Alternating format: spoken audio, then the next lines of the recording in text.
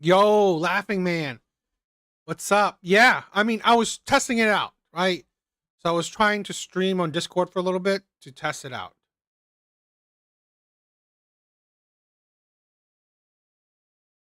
I was trying to test it out.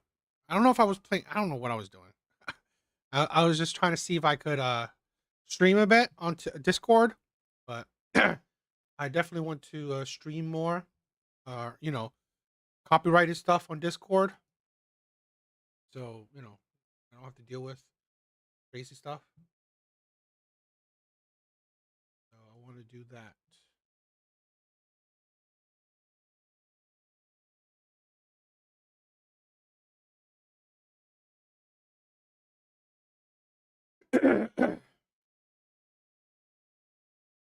All right, I just have some.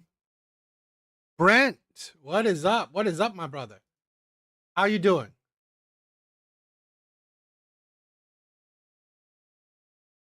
Roots, what is up? What is up? Justin, thank you for stopping by. Thank you guys for stopping by.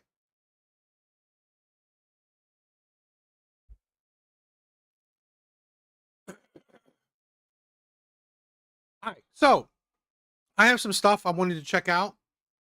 And I figured, why not? Let's check them out together, right? I have a bunch of videos I want to look at.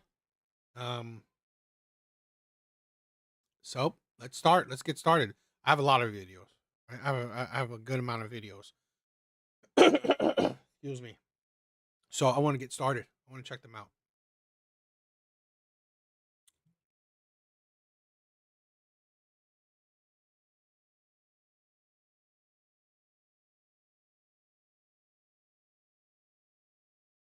Susan Hudson is not only the first female sheriff of Orleans Parish, she's also the state's first black woman to occupy the sheriff's office in the state, period. We're going to talk about history.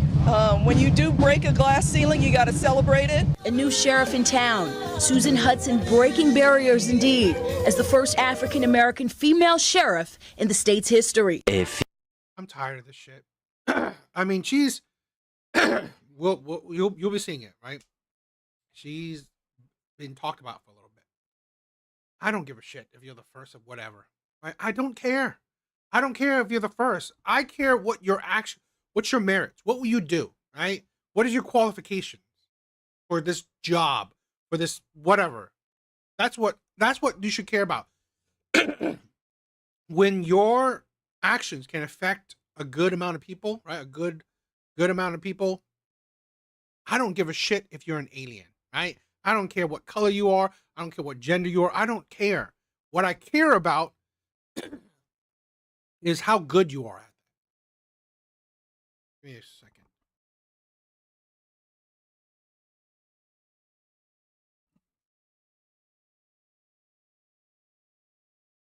I care about your qualifications, right? Were you the best candidate? Were you the best candidate? That's what I care about. Few moments later. Breaking news. Orleans Sheriff Susan Hudson is indicted on 30 felony counts. So, the first black female sheriff in the state of Louisiana has been indicted on 30 felony counts. You can't make this stuff up.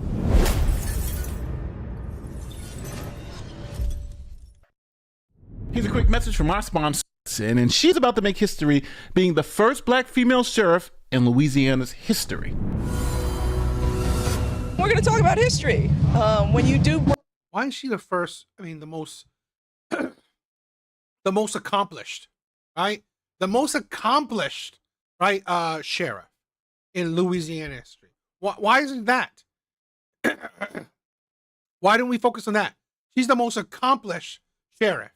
No, she's the first black whatever. Who cares?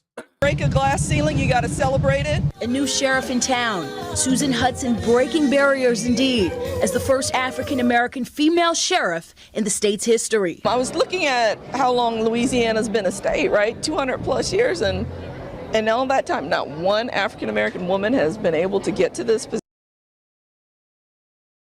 And now what? Right? You focused on, see, this is why I don't want to focus on that shit, right? I don't want to focus on that shit because now you pretty much set women back. You pretty much, because you ran on being the first black woman to be a sheriff. Now you set women back. You set black women back because this is the representation, right? You are a criminal, right? You, even when you have a respectful job, you can't stop being a criminal. Position, 2022, right? And so you're like, it's time for all those barriers to be broken down. First a parade, then the inauguration ceremony. Now, Susan Hudson is a political activist. She's extremely progressive and left-wing. And before becoming sheriff, she actually served as the independent police monitor for New Orleans. Let me give you a little bit of a background of Susan Hudson. She's running on a progressive platform, and she scored a major endorsement from Orleans Parish District Attorney Jason Williams, who also ran on that similar progressive platform during his race last year. Now, Hudson has... Isn't that interesting? A liberal, a progressive that is corrupt. No political experience, but says it's time for a change, and she's focusing on what she calls the 3C ideology: care, custody, and control. Before voters named her sheriff, she spent 11 years as New Orleans independent police monitor. So you have this extremely progressive sheriff whose plan essentially is, we don't really want to punish people. We don't want to put people in jail for their crimes. We want to pretend like crime doesn't exist. And this is horrible for the people of New Orleans because New Orleans has a huge crime problem. Remember when the district attorney of New Orleans was actually carjacked with his mom? My mother's really shook up. She keeps reliving it. But we're just thankful that that we're alive. Nobody's hurt. This is surveillance video from moments after the teens allegedly stole Williams' car. Amaja Curtis.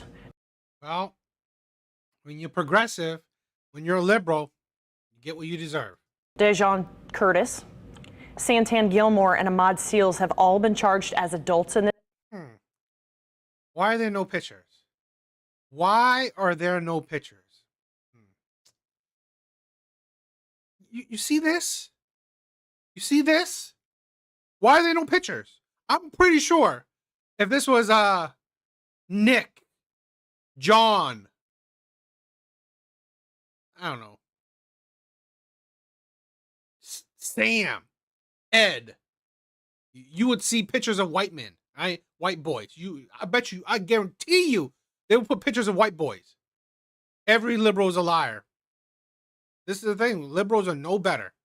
This case. So the people of New Orleans said, hey, let's hire the most progressive, anti-police person we could as sheriff, and that's what they did. So what do you think happened? Well, obviously things went off the rails immediately. See, since she is sheriff, she handles the jails. And immediately, inmates went crazy and conditions at the jail worsened under her tenure. Yeah, but weeks into Hudson's tenure, inmates in a high security pod at the Orleans Justice Center barricaded themselves in that pod, blocking out staff. That standoff lasted 3 days, with inmates demanding better conditions. A report by federal jail monitors claimed. So you are a liberal, and you run on, like, I don't know, pro criminal, yet you don't even like, I don't know, do shit better for the criminals. Okay.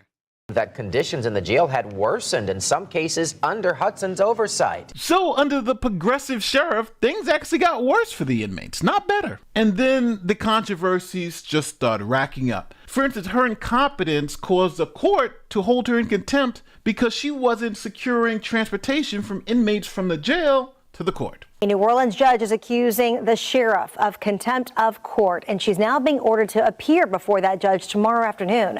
Criminal District Chief Judge Tracy Flemings Davalier says that Sheriff Susan Hudson is ignoring a court order to transport recent arrestees from jail to magistrate court on weekends and holidays. Now, during the pandemic, that process was paused, going to Zoom and then doing transports during the week. However, on June 18th, the judge issued an order for Hudson to resume those weekend weekend and holiday transports beginning this past Saturday. Now, this became so bad, they were going to sentence her to like 6 months in prison with a $500 fine. But the appeals court last second stepped in and said, let's slow it down because she is the sheriff. Last Friday, the Fourth Circuit Court of Appeal. Who cares? If you're incompetent, you're incompetent. Period. This is right here. This is the forced DI I'm talking about, right? I had hope, right? I had hope that Civil Rights Act, that, you're more free than ever, less value on, race, hopefully more focus on, character. I had hope that if we break that barrier, we view people on their skin tone.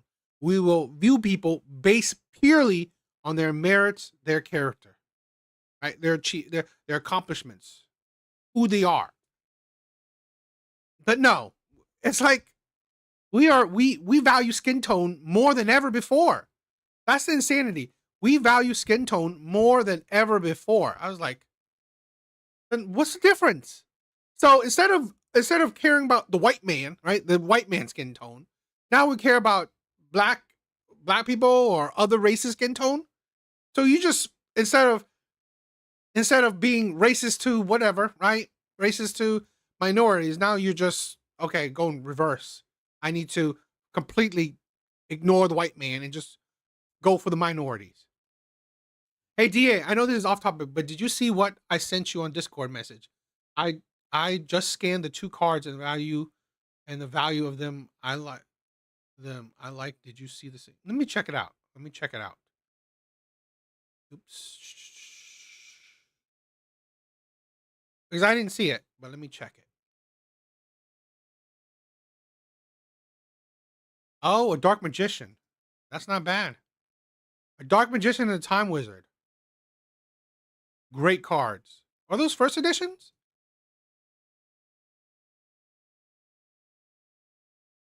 If you definitely get a 10 out of those, that would be pretty badass. That'd be pretty badass if you get a 10 of those. Temporarily suspended Sheriff Susan Hudson's contempt of court ruling at the last minute, and WWL exclusively received the documents supporting that stay by the Fourth Circuit Court of Appeals. Sheriff Susan Hudson was set to face up to 6 months imprisonment or a fine of up to $500. That's because the Chief Judge of Orleans Parish Criminal Court held the sheriff contempt of court for failing to provide a staff of deputies for magistrate court for weekend sessions. Now, if being found in contempt of court is not enough, the money started becoming a little funny. Now, context is key. During Mardi Gras, the city is packed. Local law enforcement needs backup. The sheriff backfills her staff by bringing in officers from other parishes. Since these officers are coming from out of town, the protocol is to reserve hotel rooms for them so they can have a place to stay while they work those grueling shifts. Now, as per protocol, the sheriff reserved a total of 90 rooms across multiple hotels. And obviously, these rooms couldn't be used by the... I did not hear that. How does the kid find that? Like what? His dad worked there or something? Find if it's an authentic, right? Authentic, uncut, blue eyes white dragon. That'd be some coins. Sheriff's on staff because they lived in the city and they can just go home. So why would the sheriff's department need to pay for hotel rooms for the local staff? They live there. Information from the New Orleans Office of Inspector General about Sheriff Hudson's hotel reservations during Mardi Gras. The rooms were supposed to be used by law enforcement who had to drive into town to help the NOPD during parades. But in a new report, the Inspector General finds that the sheriff reserved 13 rooms at the Omni Royal Orleans for her command staff, not for any out-of-towners. Her staff members stayed. Isn't that that's very sus. Very sus. This is a thing where money laundering anyone, right? Or what is it? Embezzlement or using taxpayers' money for yourself? There for a total of 37 nights, but the sheriff had reserved and paid for 90 nights. the total cost of about $18,000. And according to the OIG, most of that came from the 53 nights when the rooms remained empty. So the sheriff had a lot to answer for. Why is your staff staying in high-end hotels when they live in the same city? Here's what the sheriff had to say. I don't see a controversy here, no. I see this as being money well spent to make sure that $1 million was also well spent. That was Orleans Parish Sheriff. Wait, what? What does that mean? Money well spent. So $1 million is well spent? What the?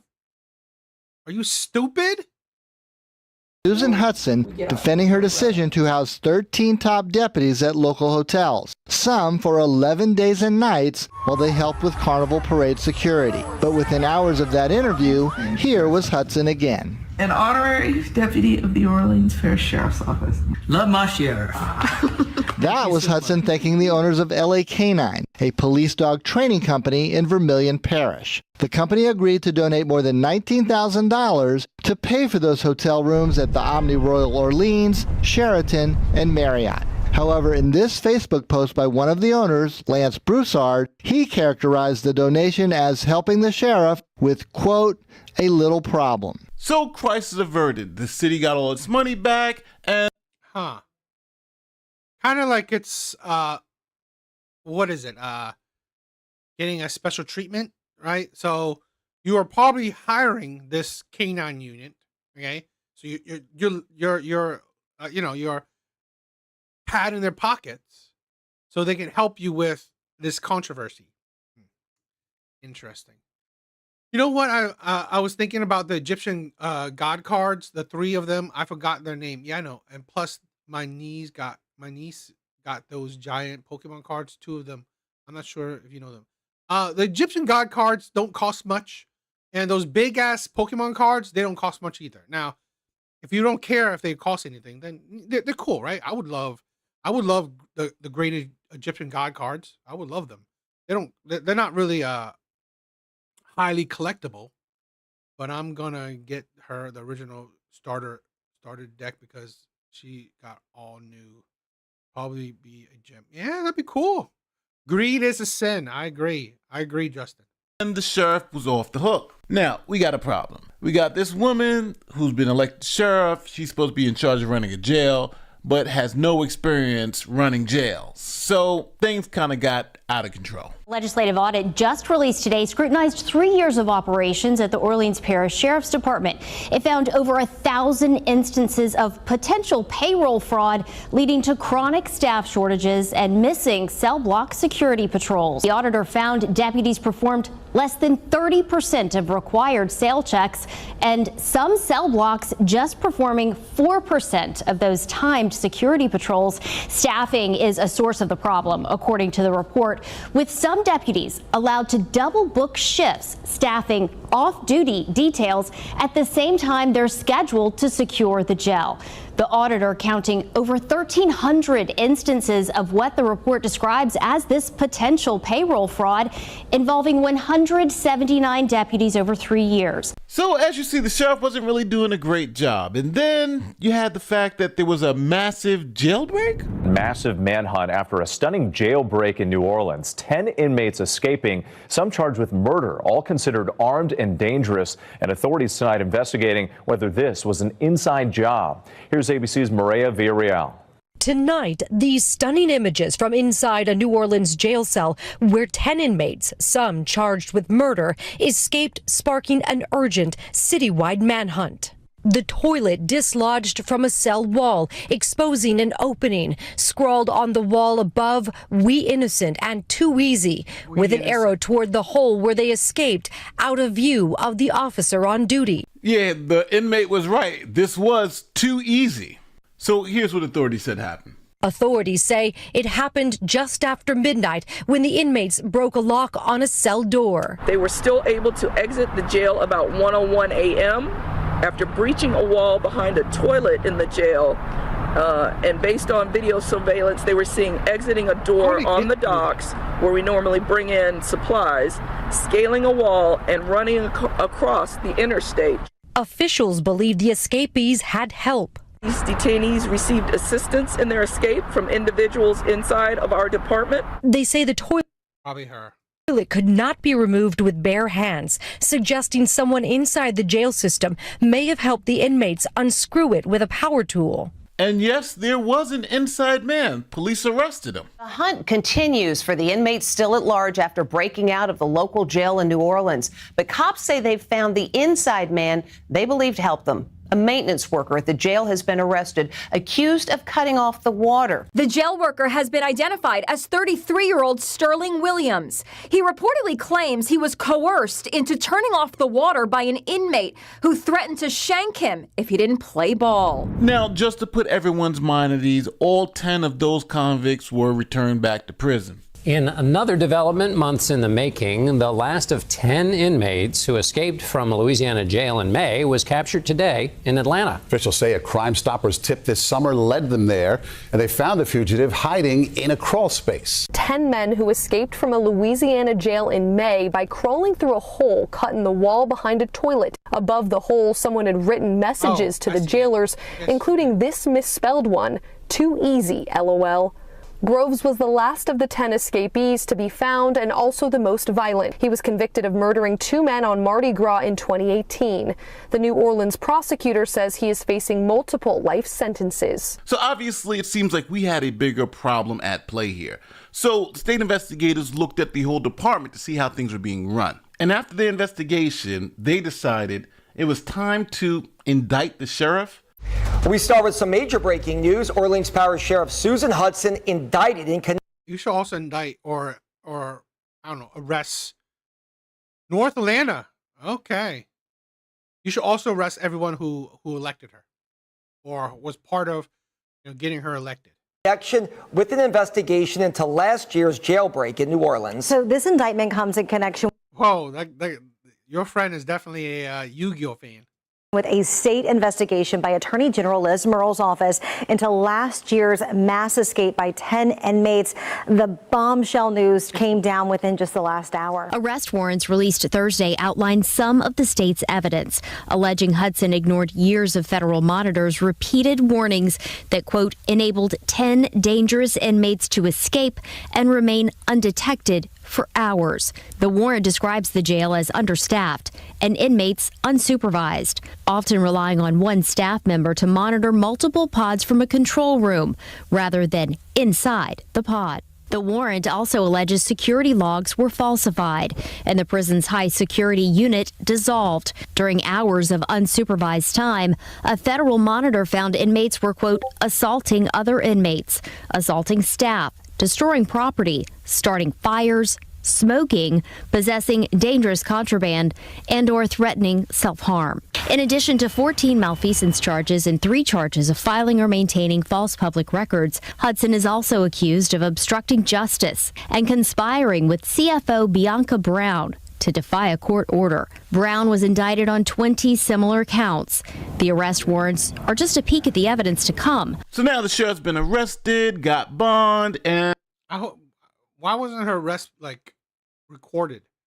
I would have loved to see her in handcuffs being led away. And made a statement saying, hey, this is not what it seems. Susan Hudson says she expects complete vindication as she faces 30 felony counts. In a statement released late Thursday, Sheriff Susan Hudson said she will, quote, aggressively fight to clear my name.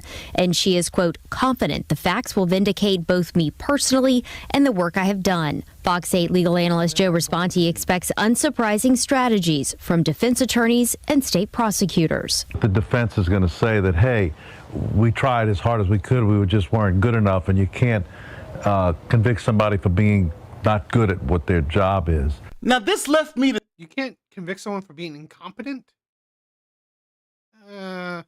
Thinking, who the hell is running the city of New Orleans? The mayor's indicted. It has been a historic day in New Orleans. For the first time, a sitting mayor of New Orleans is facing federal charges. Today, a federal grand jury handed up an indictment against Mayor LaToya Cantrell and her former bodyguard. I mean, it might be weak. I mean, I kind of feel like she might be cooking the books and stuff, so we'll see. Because it sounds like, if they look into her department's, financial statements, maybe they'll find some more stuff. Jeffrey Vappy. She faces 11 counts, including wire fraud, obstruction, and lying to a grand jury. This all centers around their alleged romantic relationship and how much it cost the city of New Orleans. Okay, so it seems like the sheriff is going to say, hey, just because I'm bad at my job doesn't mean it's criminal. Yes, I had no experience ever in law enforcement, and I got the top law enforcement job because I am extremely progressive. That doesn't mean this is criminal. I'm just bad at being a sheriff. And it's going to be the prosecutors that are going to have to prove beyond a reasonable doubt that it was more than that she falsified documents, as you heard, that she intentionally let the jail deteriorate to a point where these things could happen. And then on top of that, lied about it. So we'll see. We'll have to see. I mean, here's the thing where I don't know. I think, I'm not sure if New Orleans is a Democrat-run city. I'm not sure. Probably is. So we'll see. You know, if it's a Democrat-run city, yeah, I think they'll back her up. So.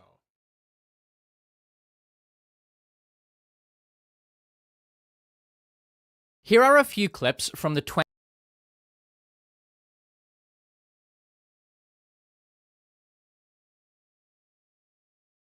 How is South Africa now compared to when had mixed race? I don't know. We protect incompetence and allow loopholes and wasteful spending. I think we do. Yes, I agree. I agree with Roots. We do. It's there's so much. This is why. You know what? One of the things I hate. Okay, and I don't think it's completely Trump's fault, right? Because I think Democrats were fighting tooth and nail against it. Is that I really wanted Doge to mean something, right? I wanted Doge to be something important in the government, where we cut off fraud, wasteful spending, budgeting, all this shit, right? The finances, where we audit the hell out of our government. We should be auditing the hell out of our government, right? We should know where every single dime is going in our government. But I believe it was the Democrats were fighting tooth and nail against it. 2023 Golden Globes, hosted by a man who does not deserve to have his name looked up. Just drinking tea. Really, I'm honored to be making this phone call. He said, one, it's a great opportunity. Thank you for the call. And I told her about how last year didn't hear. She was like, I called Steven back and I said, I'm happy to do this. I got an email from my publicist saying that Helen, a trap when I hear a trap. Gerard, Helen really just wants to educate you. I thought my jokes were bad. For the sake of convenience, I will assign this host a name using a fantasy name generator. Okay, Eldwood Martef. Fantastic. Now, Eldwood, God bless him, should never have been on that stage. This is not a case of a competent comedian turning in an awful performance on a bad night. This abysmal Golden Globes ceremony was the predictable result of diversity hiring. Eldwood, no matter how much time he had to prepare, would never have been anything other than a sentient sleeping pill on the night. He got the gig because he's black and he's gay. It was so obvious that Eldwood Martef was a diversity hire. I've seen this guy a few times. I didn't know he's gay. Hollywood is definitely guilty of this whole DEI shit. Who had no business being on a high-profile stage, that even Eldwood himself knew he was a diversity hire. I'm here because I'm black. I'm only being asked to host this, I know, because I'm black. I'm black and I'm gay.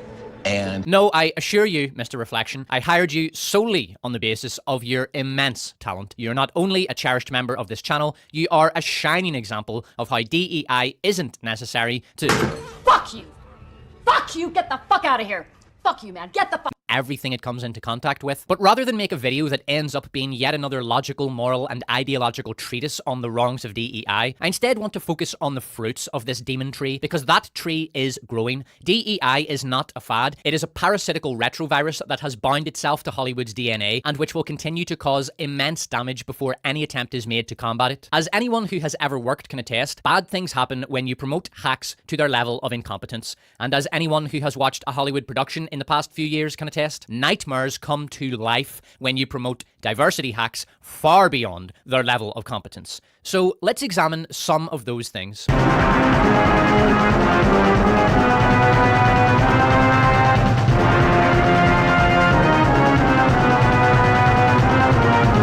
I definitely can't watch Star Wars. I definitely can't watch Star Wars because of the woke shit.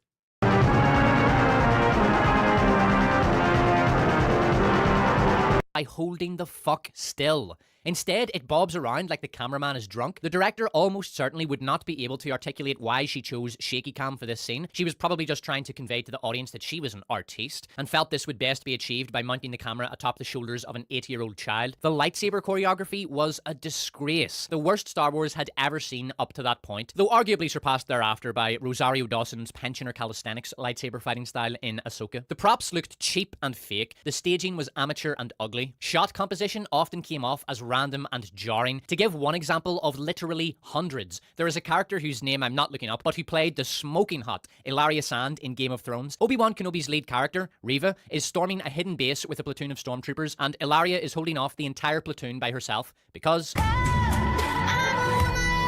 Why is the camera glaring up at her in a gaudy close-up? Whose perspective is this? Would it not make more sense to show her from Obi-Wan's perspective, or Reva's? If the director wanted a neutral third-person perspective shot, why this grotesque, sudden, jarring close-up from below? The editing in Obi-Wan was so bad at times as to be incomprehensible. To give one example, there is a garishly hideous sequence in which Obi-Wan Kenobi's lead character, Reva, has entered the Matrix and is jumping around the roofs of buildings for no identifiable reason. This sequence is spliced with a chase scene in which a peripheral character named Obi-Wan is trying to catch a female toddler who the writers wish us to believe is Princess Leia. Watch this part of the sequence. Yeah, I don't know. The Tom Holland thing, I thought it was such a weird thing, but it is what it is. What in the hell was that? Why would she put that little jump cut in there? What is it? What is its function? What does it communicate? The editing in Obi-Wan was so obviously terrible that a film editing enthusiast re-edited the entire series into a 2.5-hour movie, which was, by all accounts, much better than the series. To give one example, the editor turned the farcical Baby Leia Benny Hill chase in the forest, in which Flea and his gang struggle to capture a poorly coordinated toddler, from this nonsense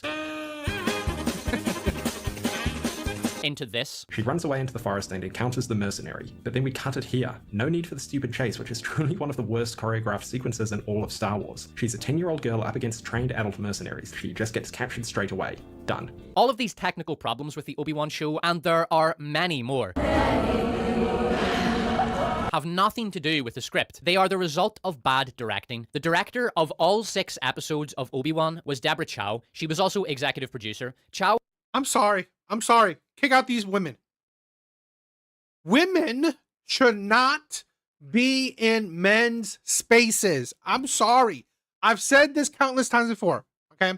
Now, I'm not saying that there's no, female geeks. Of course there are, but sadly, there's no female geeks in Hollywood. All right. Sadly, there's no female geeks in Hollywood. Kick out, okay, all women in men's entertainment. Women shouldn't be in men's action movies besides for the female, love interests, right? No one backstage, no writer that's a woman, no director that's a woman. I'm sorry. Kick them out. All right? They could be some women can be side characters, right? But still love interests. But I'm sorry. Kick out women in men's entertainment. It's poison. Had previously directed 2 episodes of The Mandalorian and had a few years' experience as a journeyman TV director, working under the close supervision of executive and lead directors. On Obi-Wan Kenobi, she was not only left unsupervised in her direction, but was given total control of the directorial presentation of the entire series. Chow was placed in this position, one she was not qualified for, because she is an Asian woman. Chow was promoted far beyond her level of incompetence, and the result was a show which is increasingly regarded as the worst thing Disney Lucasfilm have ever done. Yes, surely Lucasfilm couldn't possibly ever have made anything worse than the Obi-Wan Kenobi series, right? The Obi-Wan script was Diaonga-infested garbage water, and the show was always... Still, relegate women to the love interests. That's it. or some other character, right? I'm sorry. They shouldn't be leads, shouldn't be directors, producer, well, maybe producers, but shouldn't be writers. Is going to be terrible, but the awful direction combined with the garbage script created the perfect shitstorm, one which tore apart what little hope was left for the franchise and alienated the last few holdouts of the Star Wars legacy fanbase. So in that Star Wars video I made, I said that Obi-Wan was the last time I dared let myself get hopeful for something Star Wars related. And I don't know if Star Wars is recoverable. I mean, I checked out after Obi-Wan, right? Yeah. And with regard to the show's casting, we will find you! The less said about that, the better. In the summer of 2022, a movie called Bros briefly appeared in cinemas, bombed, and was quickly forgotten about. The writer, executive producer, and lead actor of Bros was a well-connected wannabe named Billy Eichner, a man who had never written or produced a movie before. Eichner made his name as a one-trick pony on late-night TV, doing brief segments called Billy on the Street, during which he would accost random members of the public and make them... Yeah, I'm sorry. Kick them out. I'm an 80s baby, right? I grew up on amazing 80s, 90s, early 2000 action movies, right? Those are the movies I grew up on. Sorry, no women directors, no women writers, mainly women as love interests or whatever, right? That's it. Sorry, you want female directors? Direct Barbie movie. Direct the Barbie movie. It's like direct Wicked. Go for it, right? Direct movies direct shit that are geared towards women. Stop touching men's shit. I don't understand. What's the absolute desire for women to be in these spaces? Not a single woman I've seen, right, in men's entertainment spaces actually cared about these spaces to begin with. I'm gonna tell you this, right? I'm gonna tell you this. I am extremely sexist. I'm extremely sexist when it comes to my entertainment. I'm sorry. I'll be honest. I want a John Wick kind of thing. I'm sorry. It's just how it is.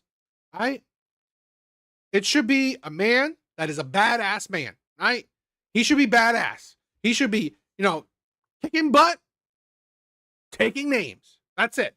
And, dealing with a love interest. That's it. I'm sorry. No female lead that's like on her period. No. Feel uncomfortable with his uber flamboyant gayness. Hey, Ryan. What? No, forget it. Miss, do you want to be Tina Fey's new friend? No. Oh, sorry. Well, you bitch. Have you gotten your Madonna tickets yet? Hell no. Why? Bros lost the studio that made it, Universal, around $60 million. It is unlikely that a rom-com about two middle-aged homosexuals giving monogamy a shot was going to be a smash hit, despite what the mainstream press was asserting prior to the movie's release. But the sheer scale of Bros' failure massively surpassed even the most optimistic projections. Commercial failure aside, the movie was absolute junk. Yeah, fine. Yeah, direct that one. Direct that piece of garbage. But stay out of men's entertainment. I did a video explaining in detail why this vile... No gay shit. I'm sorry. No gay shit. No girl power shit. None of that. Okay? No progressive BS. Take that out. Stop it.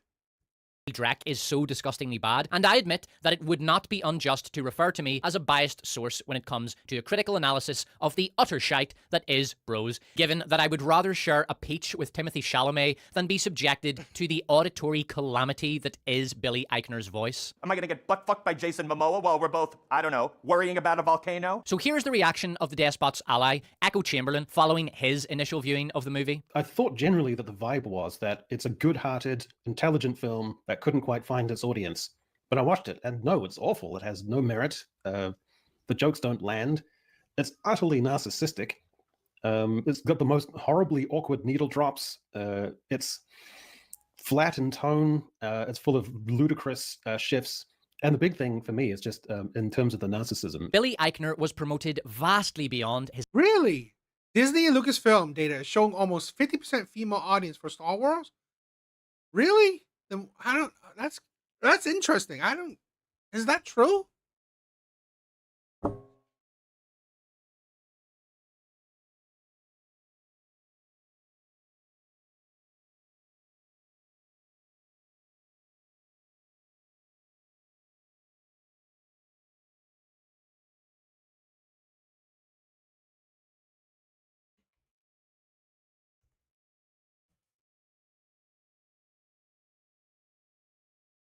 I don't know. Google says different, right? No, the Star Wars audience is not 50% women.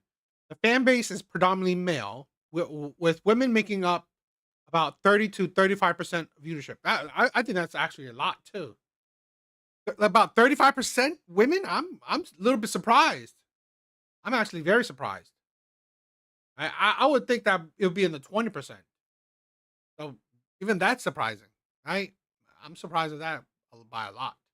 Level of competence because he was a flamboyantly gay man. The result was the second biggest box office bomb of 2022. But every cum-filled peach has a sweet juice inside it, and Bros was both the beginning and the end of Billy Eichner's movie career. He should have gone out with some class, like an acrid fart dancing away in the wind. Instead, he decided he would end his film career with all the grace of a diuretic explosion in an elevator and took to Twitter to blame straight people for his piece of shit movie's failure. If Eichner lived... I want to talk about that. What's her name? I think she was the director or whatever of Charlie's Angels, right? The newest Charlie's Angel thing. She said before her movie came out, she said her movie was meant for women, right? Her movie was geared towards women, okay? And then when her movie bombed, she said she blamed men. Like, oh, men are the reason why my movie bombed. How? Your audience wasn't ever meant to be men, right? Your audience was meant to be women. So how is it men's fault for not seeing something, not watching something that was never meant for them? Why is it men's fault? Your audience is meant for the gay population, if not maybe a bit some women too. So why is it straight men's fault for not watching your piece of shit when your piece of shit was never meant for men? Honestly, that doesn't make sense, right? That is stupid. It's not, if it's not meant for a certain audience, why do you blame that said audience for no success, for its lack of success? I don't understand it, right? I definitely don't understand it. You can't blame, right? You can't blame, let's say, I think She-Hulk. You can't blame any movie's failure, right? On the group that it was not meant to gear towards. You can't blame them, right? You cannot blame them because your movie, your show, whatever, wasn't meant for them, right? It wasn't geared towards them. So you can't blame them, okay? Because why wasn't your movie or your whatever who was geared towards, why didn't they watch them? Oh, I love John Wick, Rambo, Schwarzenegger, Van Damme, Jet Li, Jackie, you name it. In reality instead of in a bubble of activist morons. This is a historical film, first of its kind. He might have realized that most couples are not interested in spending their evening watching two middle-aged gay men fuck, and that a guy is more likely to get laid by treating his woman to a screening of the brutal 1979 British film Scum than by watching Bros with her. What do you want? Ah! Ow! Oh. Turn him over. Ow! Oh. Oh. Please, no! Honey, this movie isn't exactly what I had in mind for date night. Maybe we should try something else. Darling, the despot of Antrim has assured me that Scum is one of the great British films of its generation.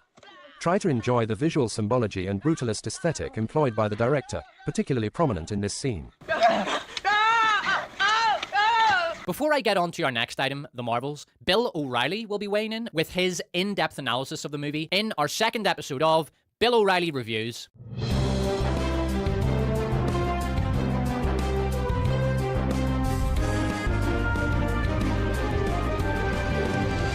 Lethal Weapon, old school classic. I love, Fucking thing sucks! Fuck it!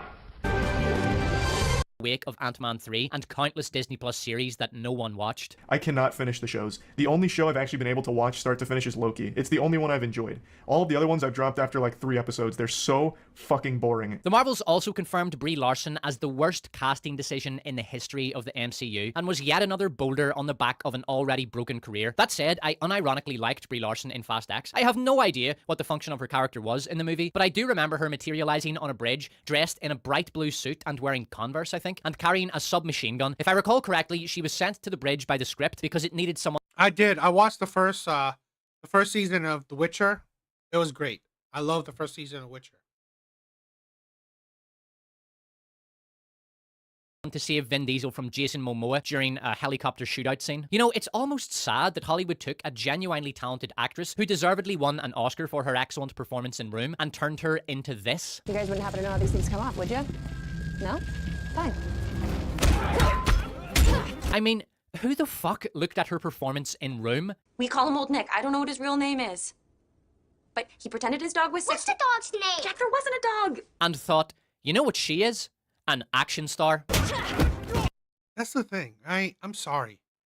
All these women, right? A lot of them, not all of them, but a lot of them, they're not meant to be action stars. They're not. They're not meant to be, you know, part of the men's, you know, entertainment space. Take this as a lesson, Hollywood. Some people just aren't cut out for certain roles. I was not intended by the fates to be a shampoo model. Plus. Sure, I've tried some other 2-in-1s, but for me... Understatement. It was atrocious. Everything was wrong with the movie. Editing. In one scene, Ms. Marvel shows up in her costume despite being in different clothes seconds before. CGI. The CGI in... Fuck it, just watch this scene of Diversity Hire 8475 being supercharged to go fix a plot hole by creating another plot hole.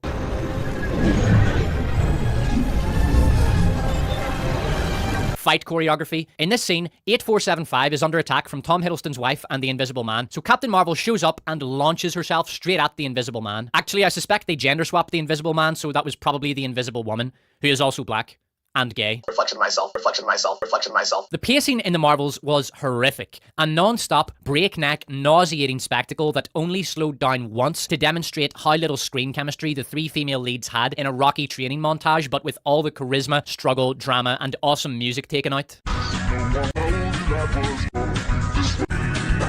With the notable exception of Iman Vellani, the actresses on screen looked like they would rather be hanging out in the 8th layer of hell, sharing a peach with Timothée Chalamet and keeping company with Bros, Women Talking, episode 2 of the new season of Doctor Who, Brendan Schaub's stand-up comedy specials, and Jaden Smith's acting career.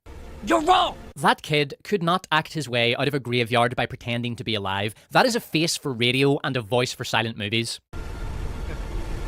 I'm not a coward! There are more plot holes in the Marvels than there is buyer's remorse at a Brendan Schaub. I refuse to watch that piece of shit. I did not. I did not watch the Marvels. I'm sorry. I'm going to stand to my guns. I don't watch female leads. I don't. Stand-up special. She was fighting with me. Fauci, Delta, Mass. What are we going to do? The power of PMS. Yes, exactly. See myself, oh my god! My Marvels video has a 7-minute long section during which I list the movie's plot holes. I don't go into detail on any of them, I just list them and occasionally offer a brief commentary. It took me 7 minutes to get through all the plot holes, and I didn't even get close to covering all of them, as there were many that I missed. I am not suggesting that the Marvels was ever going to be a success. Jaden Smith had a better chance of winning an Oscar for his performance in After Earth than the Marvels did of making money, but the Marvels didn't need to lose as much money as it did, do as much damage to the MCU brand as it did, and be as bad as it was, by flat out ignoring the fact that Nia DaCosta was totally unqualified to co-write another female behind the scenes of a fucking men's entertainment, right? Stop it. Stop it. I'm sorry. This is why, Laughing Man, right? We were talking about the Avengers. This right here is why I've been so dejected with the Avengers, right? I'm really hoping that it can bring my love back for Marvel, okay? Because Marvel has been, yeah, Marvel died with Stan Lee. I wouldn't disagree. I wouldn't disagree. But this is why, right? Shit like this is why I'm like, I'm sorry. And direct a large-scale Marvel project, Disney turned what should have been a forgettable failure into an absolute fucking catastrophe. But I guess Disney were so enamored with Littlewoods that they just had to have Nia DaCosta. Closest place for an abortion, she said. Where is it? Hundreds of miles away. Yes, that's why they hired her. Because of Littlewoods. The next piece of putrid fruit spawned of the DEI demon tree we will be examining is Rings of Power. But before we get on to our brief retrospective of one of the worst chapters ever written in the history of human crime, I want to talk to you about today's sponsor. We here at Team Despot are very excited to announce our new partnership with Amazon Prime. As part of this partnership, Amazon have agreed to debut so pathetic that it might actually have been vaguely pitiful had the failure of the movie not been No, yeah, I'm gonna still watch the Avengers. I'm gonna wait to see more trailers and see, right? But yeah, I think I'm going to watch the Avengers. Because I'm holding out hope because the Robert Downey, all these all the things they're promising. So I'm holding out hope. So supremely satisfying. To say Blue Beetle was late to the party is an understatement to rival such assertions as Germany's invasion of Russia didn't go as well as planned. Japan's war against the United States did not produce the intended results. Davis's experience during the greenhouse incident was not entirely pleasant. Brie Larson's career may have been negatively impacted by her failed portrayal of Captain Marvel. After Earth did not give Jaden Smith's acting career the boost the movie was designed to provide him with. You're wrong! Blue Beetle was a guy showing up to a house party at 6 a.m. expecting to get laid. It was a 40-year-old man going to a high school reunion in 2024 wearing skinny jeans, a flannel shirt over a t-shirt and a man bun, hoping to impress his old crush Stacey Anderson, who recently divorced Chad Barlow. Blue Beetle was directed by some fucking guy. It doesn't matter. Is he Latino? Yeah, okay, just hire him. It's a Latino movie, so it has to be a Latino director. Otherwise, this will be a Latinx story being told by someone who isn't Latinx, someone who shouldn't be telling that story because it's not their story. It will be like when Frank Darabont wrote and directed The Shawshank Redemption. Oh, I'm sorry, if Marvel fails me, right? If Marvel fails with Avengers, I'm done. I think I'm done with Marvel. Even though he's not a former convict and isn't black, despite the movie having a black character. Prior to being selected to direct Blue Beetle, a $125 million project, some fucking guy had directed 3 indie movies, 2 of which don't have a Wikipedia page. He had never directed even a mid-budget project. He had never worked in the superhero genre. He had never directed an action scene. His direction for Blue Beetle, while nowhere near as bad as the obscene levels of incompetence displayed by Nia DaCosta in The Marvels, was utterly flat, lacking in inspiration, originality, flair, and ingenuity. And that's what I hate, right? They're hiring so many people that don't give a shit about the source material, right? Don't even care, don't even like it. They don't even like the genre or whatever about it. They don't like it. And what's worse, that's already worse, right? That's already terrible. Well, what's worse is that they're not, the producers or whatever, the higher ups, they're not keeping them in check, right? We need this, we need that, right? We need it to be high action. We need right? Keep these things, like fans need these things to happen. No, what they only care about is checkmark. There needs a black woman. They needs to have a minority. They need someone from the alphabet community. There needs to be It's like, ugh. And entirely reliant on pre-established genre visuals. The main problem with the movie, though, was the script, which was essentially just an amalgam of characters and dramatic beats plundered from popular superhero movies of the preceding 20 years. The script for the movie could have been, and indeed may well have been, written by AI, but was purportedly assembled by Latino screenwriter. Prior to being hired for Blue Beetle, Latino screenwriter's biggest project was a 2019 movie called Miss Bala, which was a box office bomb, and has a Rotten Tomatoes score of 22%. The only moment of genuine emotional impact in the entire movie was when Red Lobster tries to help his Latino homeboy through a bout of constipation. Yo, you can do this, Holmes. Show that shit who's boss. Okay, round 2, man. Come on, show that fucking through the door, hombre. After Red Lobster helps Blue Beetle give birth to his sidekick, Brown Trout, there's a fight, and Susan Sarandon is there, I think. Then we learn that Red Lobster is only evil because of Ronald Reagan. Now, unfortunately for Red Lobster, trotting out a sob story simply isn't sufficient to get him off the hook, because he's a man, and when a man commits a lifetime of crime and murder, even if it was Ronald Reagan's fault, that means that it is illegal. And he must pay the price for it. Now, if he was a woman, this would be no problem. At the end of the Marvels, Dar-Ben is in the process of annihilating all life on Earth, but she gets wounded in her fight with the girl bosses, then says something redemptive, plus she has a sob story, so the girls decide to let bygone genocides be bygone genocides, and give her a pass. They even give the genocidal war bitch a warning when she grabs the second magical bullshit device off Ms. Marvel's arm. You won't survive this, Dar-Ben. Because the last thing they want is for a genocidal maniac in the process of wiping out mankind to hurt herself. Recently, in the United States, a woman was given a suspended sentence after being found guilty of trying to murder her husband by poisoning his coffee with bleach over a period of several months. She wanted the life insurance money. Now, what Dar-Ben and Bleach White... What? I heard that story. She was... What? Sentenced to probation? I know that story. I can't believe that bullshit. Arizona woman accused of trying to kill her husband with poison coffee, sentenced to probation. and then we're saying that women are oppressed, women are the victims. This is why I do the shit I'm doing. I want to speak out against this. I want to speak out against that BS. This BS. A woman trying to kill or trying to kill a man, right? Trying to kill a man is sentenced to probation. Sentenced to probation. And then you're surprised that, you know what? You have women that cry that, okay, men that R-word a woman, gets less sentence. Yeah, our justice system is whack. Our justice system is sucky. Okay?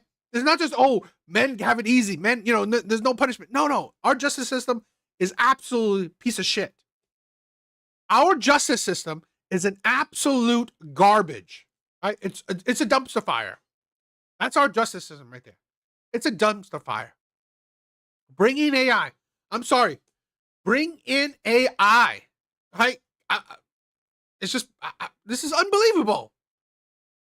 It's like, I'm seeing these news day after day of criminals who's been let off multiple times. These criminals have a long-ass rap sheet.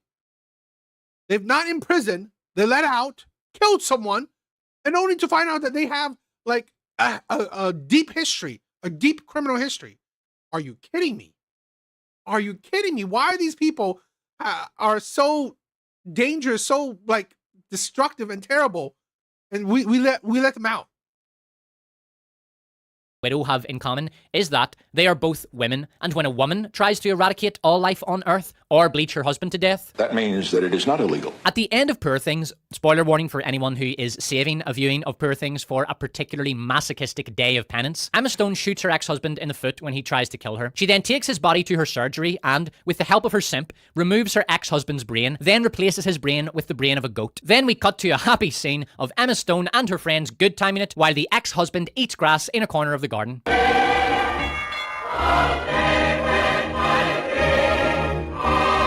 Wait, hold on. Emma Stone murders her ex-husband, murders a goat, puts the goat's disembodied brain into the disembodied corpse of her husband, creating an obscenity that can really only be described as a torture toy, a cursed abomination that will live a short, miserable life as it tries in vain to feed its human body with food that body cannot process, resulting in a protracted, agonizing death.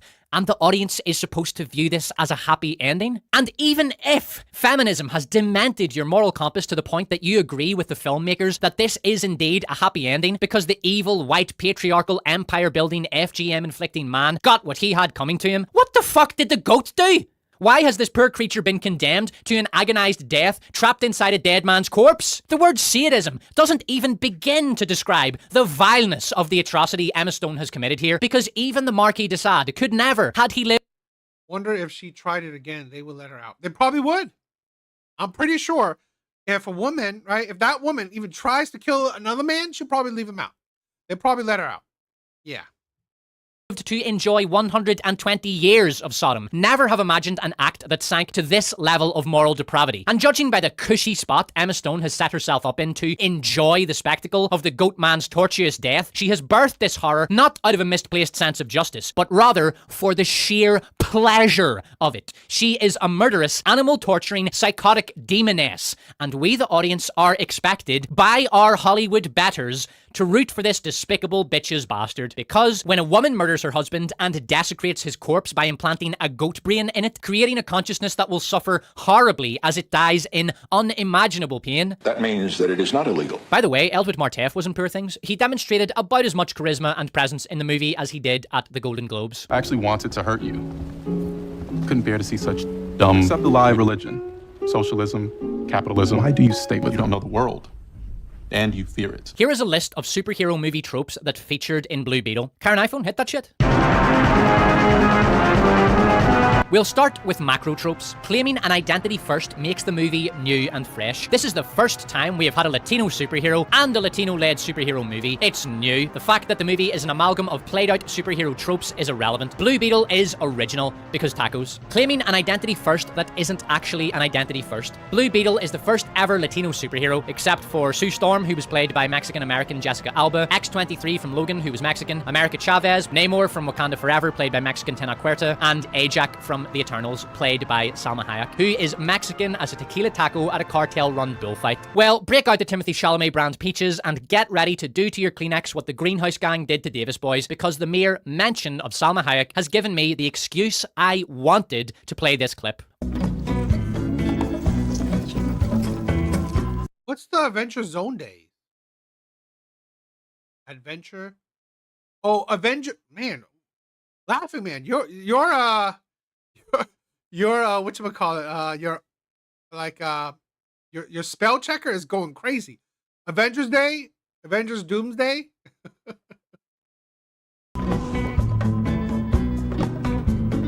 Our final macro trope: bullshit excuses when your garbage movie flops. The sole original idea that came out of the entire Blue Beetle debacle was the excuse Warner gave for the failure of this heap of shite, so large that an army of beetles would be unable to shift it. The weather did it. Now, the on-screen tropes. A hero goes to a desolate area to find a magical bullshit device, often called the artifact. It's in there. I can feel it. It's in there. It's all good, my brother. I gotta read between the lines. I gotta figure out I gotta decrypt what you're saying. I can feel it. Found mech suit. What the hell is that?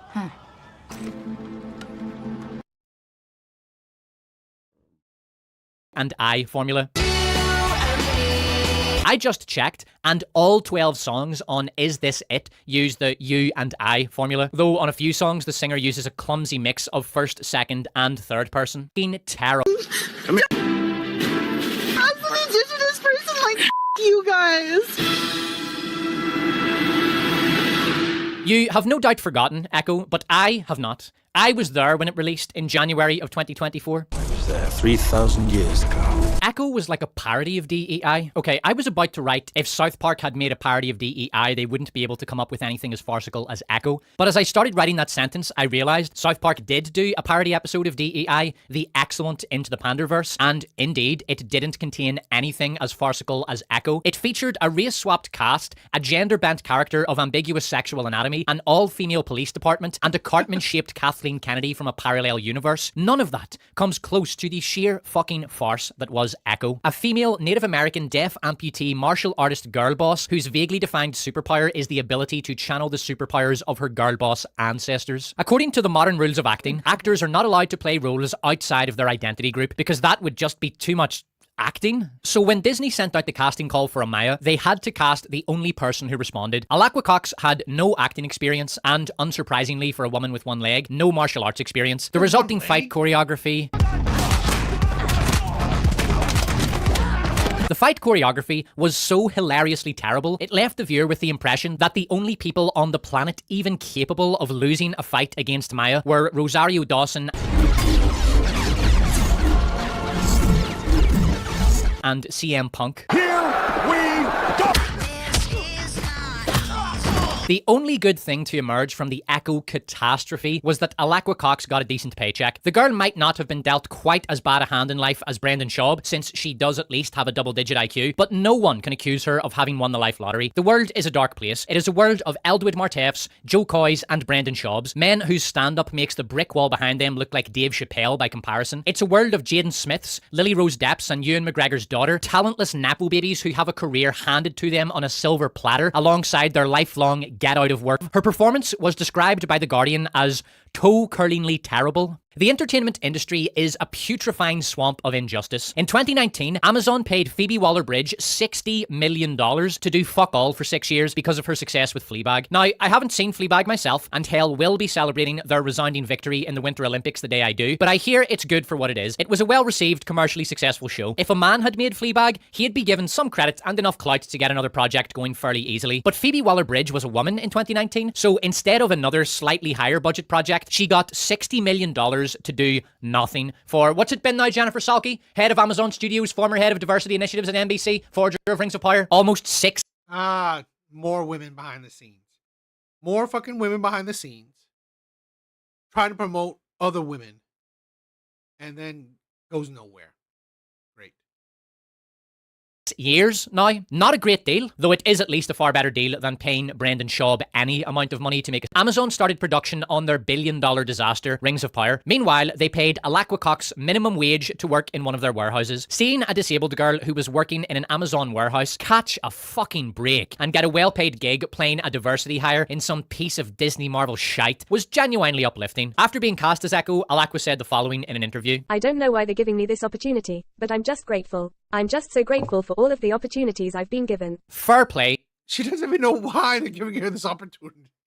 To Alakwa for getting herself out of that crap job and for her positive attitude. She seems like a genuinely lovely person. Alakwa Cox was absolutely fucking dreadful as Echo. Even viewers who were aware that she was an inexperienced actress criticized her for her flat, lifeless performance as Maya that she clearly didn't put much effort into. Echo was a painfully slow, boring show that took 5 episodes to go nowhere and do almost nothing. The only relief to be scraped from the bottom of this barrel of sewage was Vincent D'Onofrio. He had lost none of his charisma or presence as Kingpin from the Daredevil days. He carried... I agree.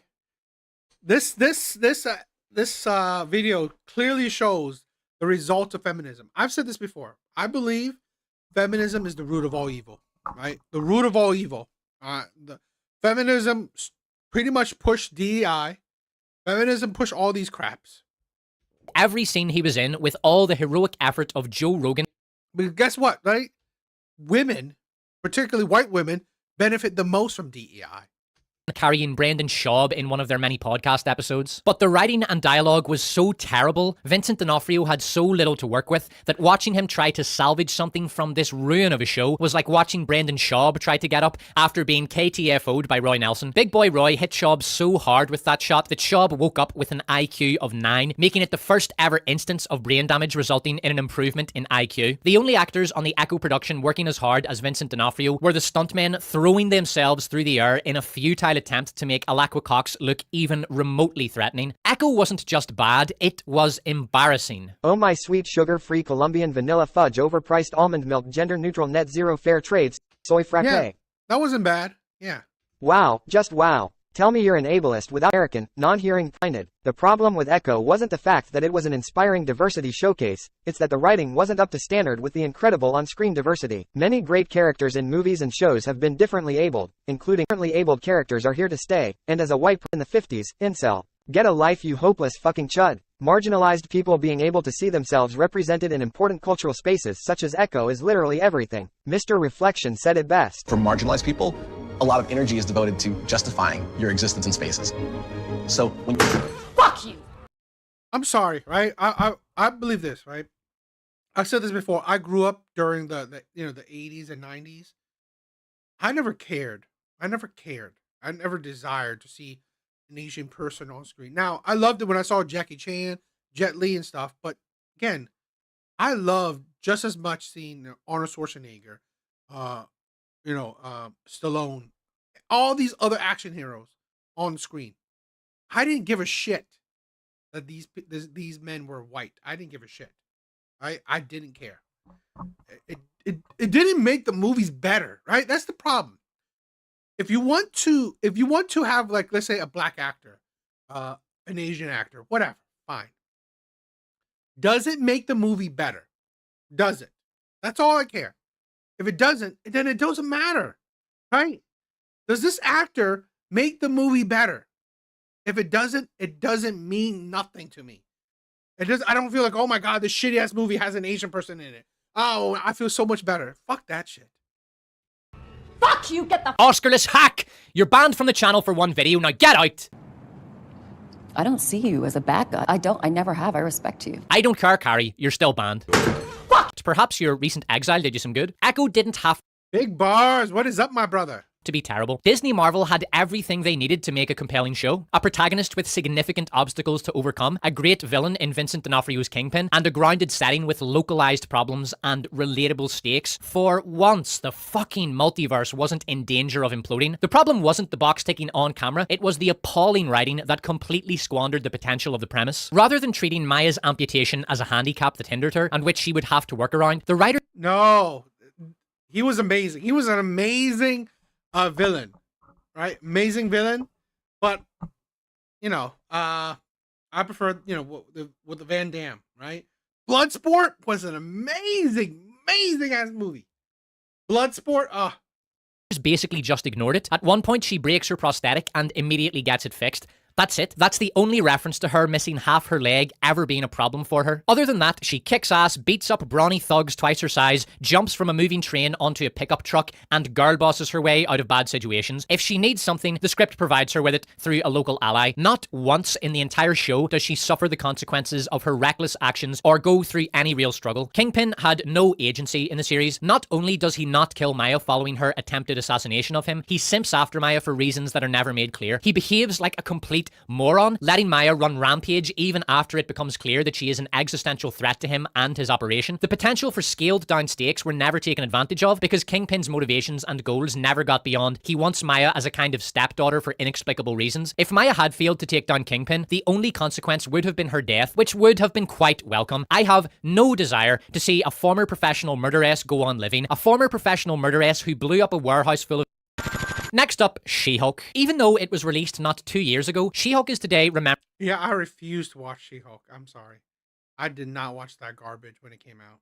For only two reasons. The first, a scene of She-Hulk twerking with some rapper. This scene has come to represent the lows to which Marvel sank during Phase 4. The second reason is the horrendous CGI. She-Hulk's CGI stands as a kind of monstrous green testament to the forsaken depths to which CGI plunged as a result of the massive oversaturation of superhero content at the time, which strained FX companies far beyond breaking point. Other than that, She-Hulk has essentially disappeared from cultural memory. Just another $250 million capital ship sent to the bottom during the Great Culture War. A great bloated Hulk that blundered into enemy territory, fired off a few clumsy shots, then was shot to shreds under the wilting fire of a million small arms, fired off by an army of commenters, reviewers, YouTubers, and eventually even the mainstream press. Today, She-Hulk's ruin can still be seen on the abandoned salt flats of Disney+. The final reported production budget of She-Hulk was $225 million, and She-Hulk was not Echo, a carcass of a show that Disney tried to bury in the January content swamp, hoping to God no one would notice. She-Hulk was a flagship product. Disney didn't make public how much they spent on marketing this disaster, but it was probably well over $100 million. The show was a miserable flop. It received a Metacritic audience rating of 2.7 out of 10 and was widely regarded as the worst Marvel project until The Marvels was released the next year. The She-Hulk creative team setup adhered to the principles of identity hiring. She-Hulk was She-Hulk, a female superhero, so the creatives all had...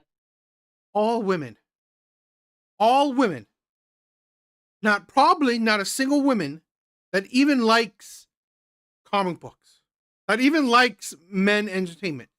I guarantee you, not a single woman, right, in that group, in this whole picture, right, in this whole whatever, even cares about men's entertainment, right? That even watches men's shit. I guarantee you. Amazing. Fucking amazing. To be female. It had an all-female writing team, a female director, and the entire project was led by executive producer Jessica Gao. Kick women out. I'm sorry. They could be singers, right? Women can be singers. Women can be all these other shit. Just stay out of men's entertainment. You suck. You suck. I have yet to be proven wrong, right? I've yet to see something of quality, right? Maybe that one rare thing, but not consistently, right? I've yet to see something consistently of quality when it includes a whole bunch of women.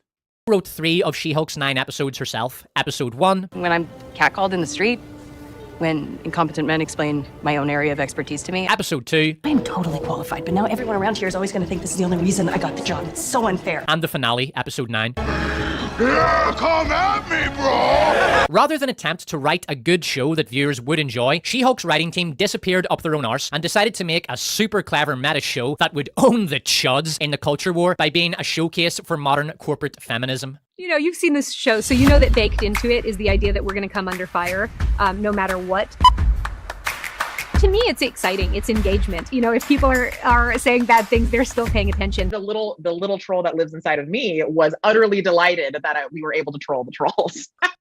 That's what I hate. Okay. So you want to troll the trolls. Okay. Instead of making good quality content geared towards a particular audience, instead of making quality content geared towards a particular audience, you want to alienate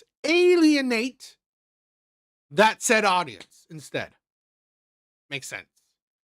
The audience that your content is made for, particularly made for, you want to alienate them.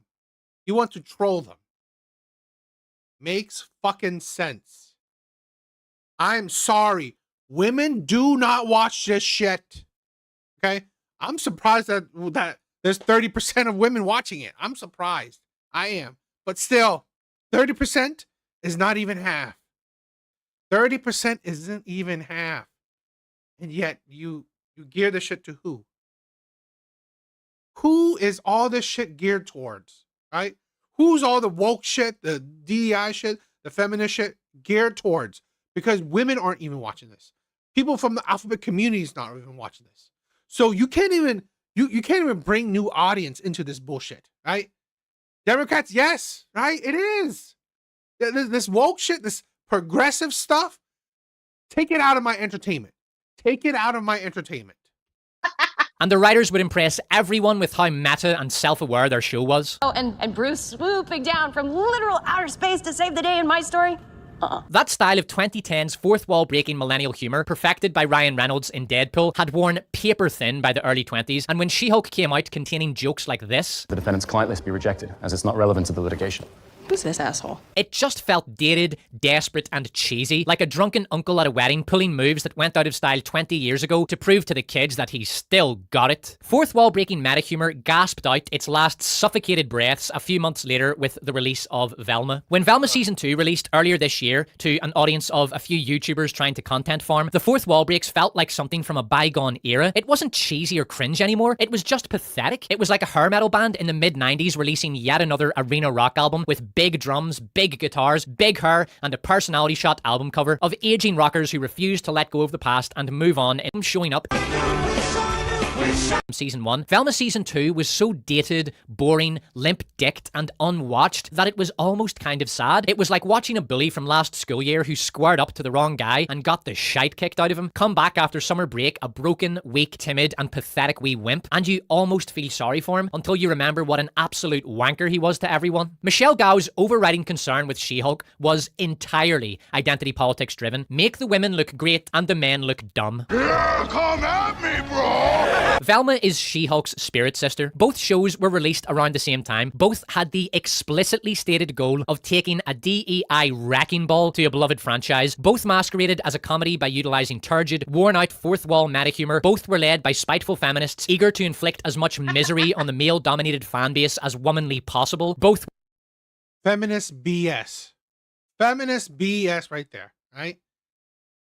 Like, and you can see this, right? Critics, like critic scores, fan scores.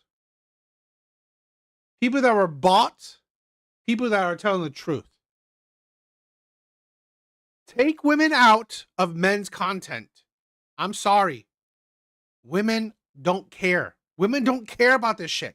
Women don't really, I'm talking about in general, I'm talking about the majority of women. They don't care about action movies. They don't care about Marvel movies, comic book movies. They don't give a shit about these things. Women in general don't care. Now, of course, there's plenty of, geeky women, plenty of, whatever women, but I'm sorry, they're not the majority.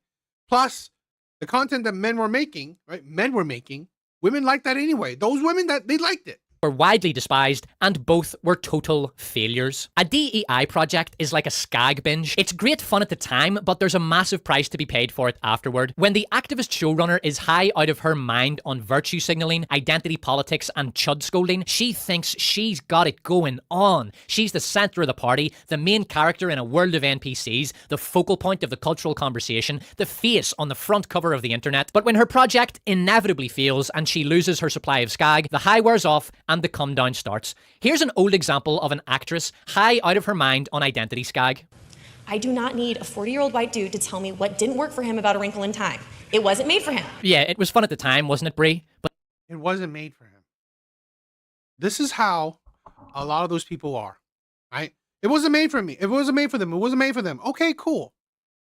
But when your shit fails, you're like, oh, it's the white man's fault, right? It's men's fault. It's straight men's fault. It's all these incels' fault. How is it their fault? It wasn't made for them, right? Why wasn't the audience that it was geared towards, why didn't they come out and watch it? Why? Yeah. Not so fun now that you're a middle-aged has-been with a burned-out husk of a career and no fan base. And I don't hold anything against Brie Larson. She was clearly given awful advice by the sycophantic hangers-on that surrounded her at the time, and in the years since, she has quieted down and no longer engages in such grandiose wankery, and she is a good actress. In Room. She was great in Room. She was terrible as Captain Marvel. That was Marvel's worst ever casting choice by far. But there's no denying that her career has cratered. For all her activism and dedication to the cause, Hollywood have left her high and dry. They don't give a fuck about her. They don't care that she's an Oscar winner. They know she's unpopular and they won't put her in big projects anymore. What, did you think you would be rewarded by the establishment for your bitter rants and angry feminist interviews? You don't do... I do all my stunts. I did my stunts because I thought that that's what everyone did. And then... Tom Cruise over here? No, I'll be the first me, not the next Tom Cruise. Thank you very much. Wow. No. It's Hollywood, and you're a pawn. You will be sacrificed in the ongoing culture war, and there's a line of girls the length of Brendan Schaub's dick waiting in line to suck the diseased cock of some lecherous Hollywood executive and take your place. And let's check in on She-Hulk's lead actress, Tatiana Maslany. Since She-Hulk, she has done some voice acting work on 3 no-name animated productions, but hasn't landed any significant roles. During the She-Hulk Identity Skag binge, Maslany said the following. It's so true. There's so much resistance to a woman just existing in that space of superheroes. When asked about the negative response to She-Hulk by the toxic male fandom, Maslany responded, I sort of anticipated it. It's why I also feel it's important. There's such an entitlement to space held by certain people, and to even exist as She-Hulk is like a fuck you, and I love that. Maslany was fully... Entitlement. I'm sorry, okay? What the fuck are you doing? It is... I don't understand these people. I don't understand the motivation, right? I really don't understand the motivation. Like, women need to enter these spaces, or you need to make these spaces more inclusive. All these, why? Why? I don't understand. What's the point? What's the point? Okay, because again, women entering the spaces. Okay, cool. And it fails, now what? So what was the point? What was the point? Right? I think maybe this would have been a 1,000 times better if you had male writers, male directors, right? At least that. Men in dresses would have been better. It was like, seriously. On board with the feminist wrecking ball approach to She-Hulk, and when the failed show was shit-canned by Marvel, she was out of work, and has remained out of work. During the Madam Web shit show, Sydney Sweeney proved that an actress can actually increase her popularity on the back of a failed project if she plays her cards right. You might have seen me in Anyone But You or Euphoria. You definitely did not see me in Madam Web. Sydney Sweeney didn't attack fans, she didn't call men sexist for not showing up to her movie, or trot out the identity politics buzzwords like space, entitlement, and certain people. She just cracked a nice smile, got her tits out, told a few jokes, and... I am definitely supporting Sydney Sweeney. I mean, like, she's like, the couple things I've seen her in, I love her attitude. Laughed off Madam Web's well-deserved failure. Nice. Maslany had her chance to build her popularity and earn the goodwill of the fans during the She-Hulk debacle, and she fucking blew it, opting instead to get in on the identity politics binge and raise a middle finger to anyone who didn't give her a big pat on the back for it, and now she can't get work. Cry me a fucking river. In another tragic tale of a... Guys, please like the stream, it helps me out, right? Please like the stream, it helps me out. Great talent torn away from our screens by fate in January 2024 in an announcement. And I gotta say, right, it's not like I don't think women aren't amazing. They are. Okay, they are. But my problem is, like, these are male entertainment, right? These spaces are, meant for men, right? It's geared towards men. That's the thing. It's geared towards men. I just don't understand why you change the ideology of it to not gear towards men, to be an FU towards men. I really don't understand it. Mourned by approximately as many people as there are Oscars in Carey Mulligan's Oscar cabinet, Brendan Schaub announced that he is quitting stand-up comedy. So, yeah. Rudy, thank you for the love. Thank you for the love. Thank you. Sorry guys, but see Brendan Schaub live is gonna have to come off the bucket list, but you can always jump into a barrel of radioactive waste. Here's a clip of activists on the identity politics binge du jour. I want to ask you both because this is, I would say, arguably the gayest Star Wars, I think, by a considerable margin. And are you excited about that? Great. the gayest Star Wars ever. Yeah, that's what the fans love. That's what the fans love. Gay Star Wars. Yeah. Again, who the fuck are you gearing this shit to? Who are you gearing this shit to? Please tell me. You think you think the gay population is watching Star Wars like that? It's pretty Because nerds are gay. Well, well, some nerds are very not gay and are very threatened by gay Well, that's stuff. true. But Yeah. in my world, nerds are I gay. think that Star Wars is so gay already. How gay this is. The last DEI project I'm going to briefly touch on is the most recent incarnation of a zombified corpse of a franchise that refuses to do us all a favor and lay down in its grave where it belongs.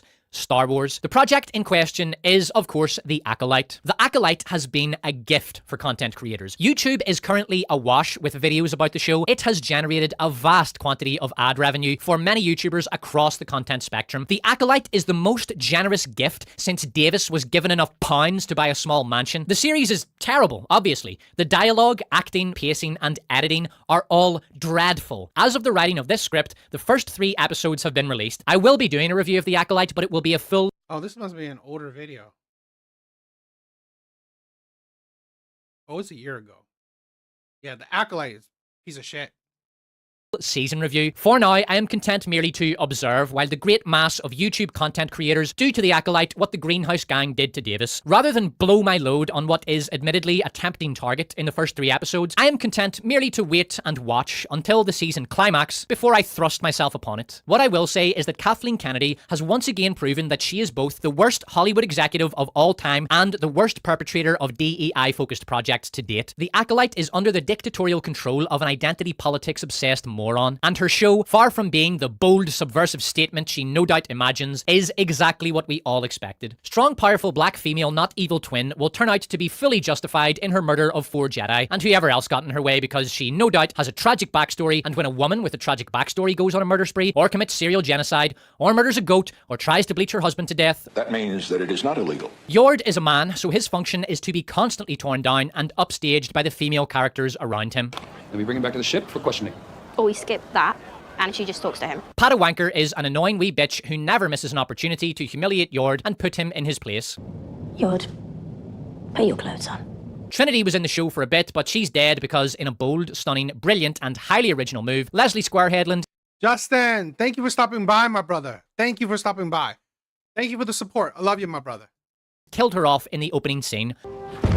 Wow, fronting a production with a well-known actress in the marketing of a project, then killing that actress off in the opening scene. How subversive and original. That was never done before, almost 30 years ago, in Scream, with Drew Barrymore. The rest of the cast is rounded out by merchandise placement, strong, powerful black female good twin, Master Jedi Jungjae, or Triple J, Karen Green from HR, who is played by Leslie Squareheadland's wife, and could not act her way through her own front door by pretending to be Leslie Headland's wife. And the big bad is Kylo Rentboy, who always wears a gimp mask and will probably turn out to be a woman, in which case we'll have to rename her Kyla Rentboy. I'm guessing Kylo Rentboy is...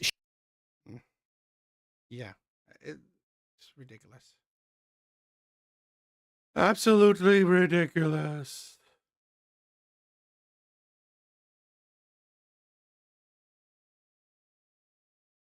All right, let's check out some other stuff.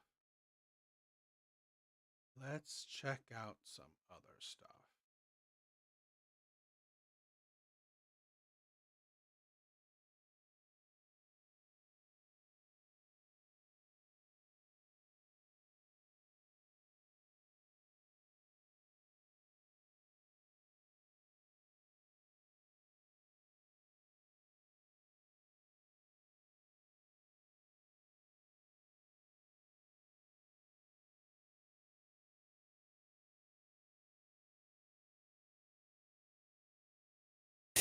This is a Big Facts Network exclusive.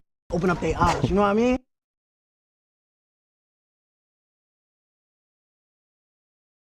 Okay, so this is like I don't know who this guy is, right? It's called Big Banks.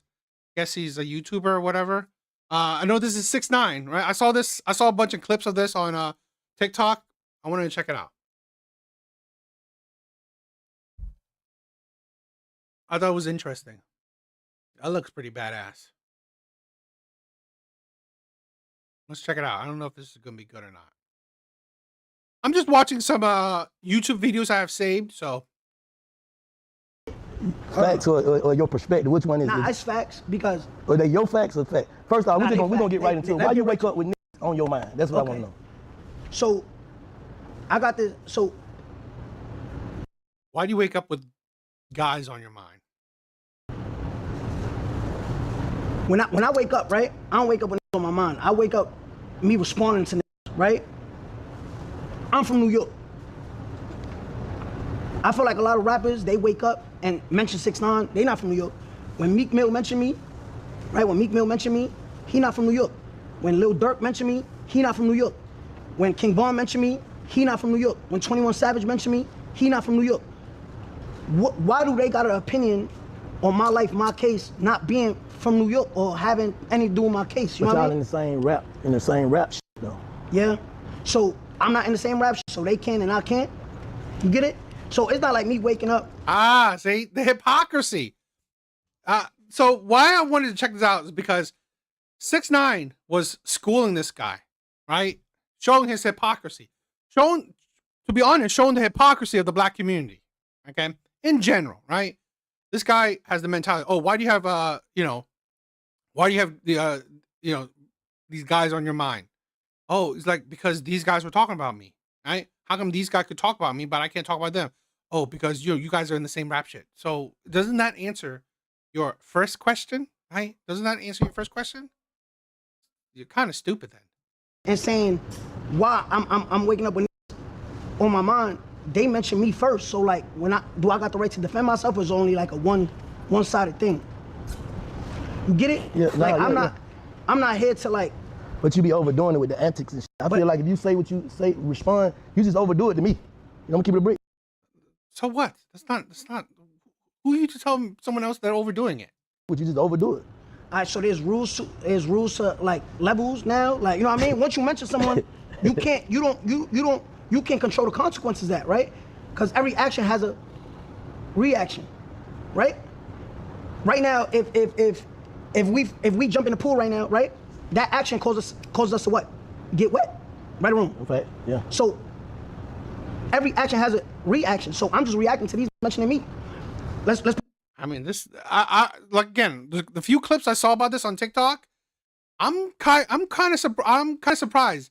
I don't listen to 6ix9ine's music because I think it's shit. But the guy was pretty intelligent in the clips I saw about him. So.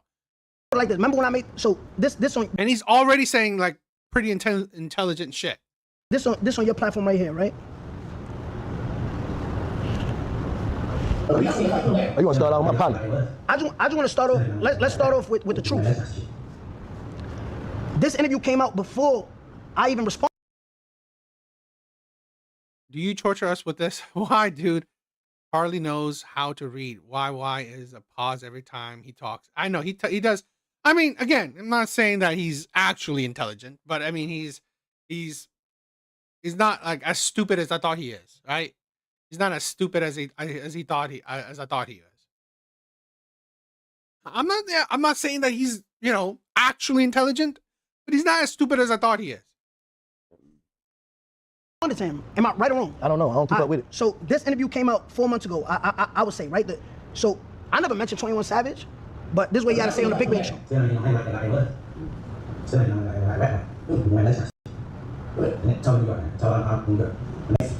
You say you get it to this now. I think he stopped. No, because you can't go. What you mean you just stopped?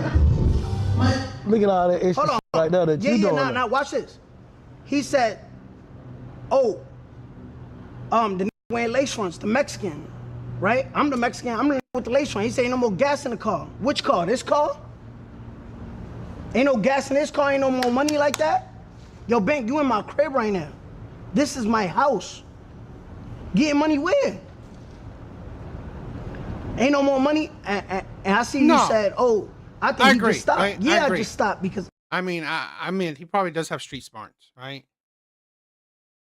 It's so much facade in this game, bro. Like we gotta. Do you feel like you add anything to that though? To the facade that's in the game? No, because first of all, you got a person over here talking about, he's the facade. The nigga not even from here. That don't mean shit. Oh, it don't mean shit? That don't mean shit where you So from. he didn't grow up here? Yes, he did. No, he didn't? Yes, he did. So when did he come here? As a kid, a real kid. As a kid? Like 9 years old. That's All right, growing up. so how is 21 Savage in the United States right now? What do you mean? How's he here? I don't know. What do you mean? How is he in the United States not being here? How? How you here? Where you from? I was born in New York City. Where your people from? Some of your people still here though. Yeah, my people here. All right, where they from? But I was born here. I'm saying where your people were that We talking about one me and born 21 here. Savage. Okay. Well, what's your point? He's not from here. He's the facade. That don't make you no facade because you're not from America. All right, so watch this, right? Let's just go to the facts, right? Let's just go to the facts. But what's this gonna prove though? Like what's this gonna prove? That's what I'm saying. Like what is this gonna prove though? What you saying? I'm gonna show you, right? So let's zoom this in right here. And this for your people to see, right? Does 21 Savage have a U visa? How is he in the United States right now? Right? 21 Savage is here off a U visa. You know what's a U visa? This is the definition of a U visa. As of October 2023, 21 Savage, Shia bin Abraham Joseph, is a lawful permanent resident of the United States, successfully resolving his long-standing immigration saga. While he reportedly filed for a U visa, what the f is a U visa? While he reportedly filed for a U visa in 2017 following a 2013 shooting incident. His legal status was ultimately adjusted to permanent resident after years of deportation proceedings. What is a U visa? Let's see what a U visa is. Bro, you... No. Hold on. Nah. Let's just see what a U visa is. What is a U visa?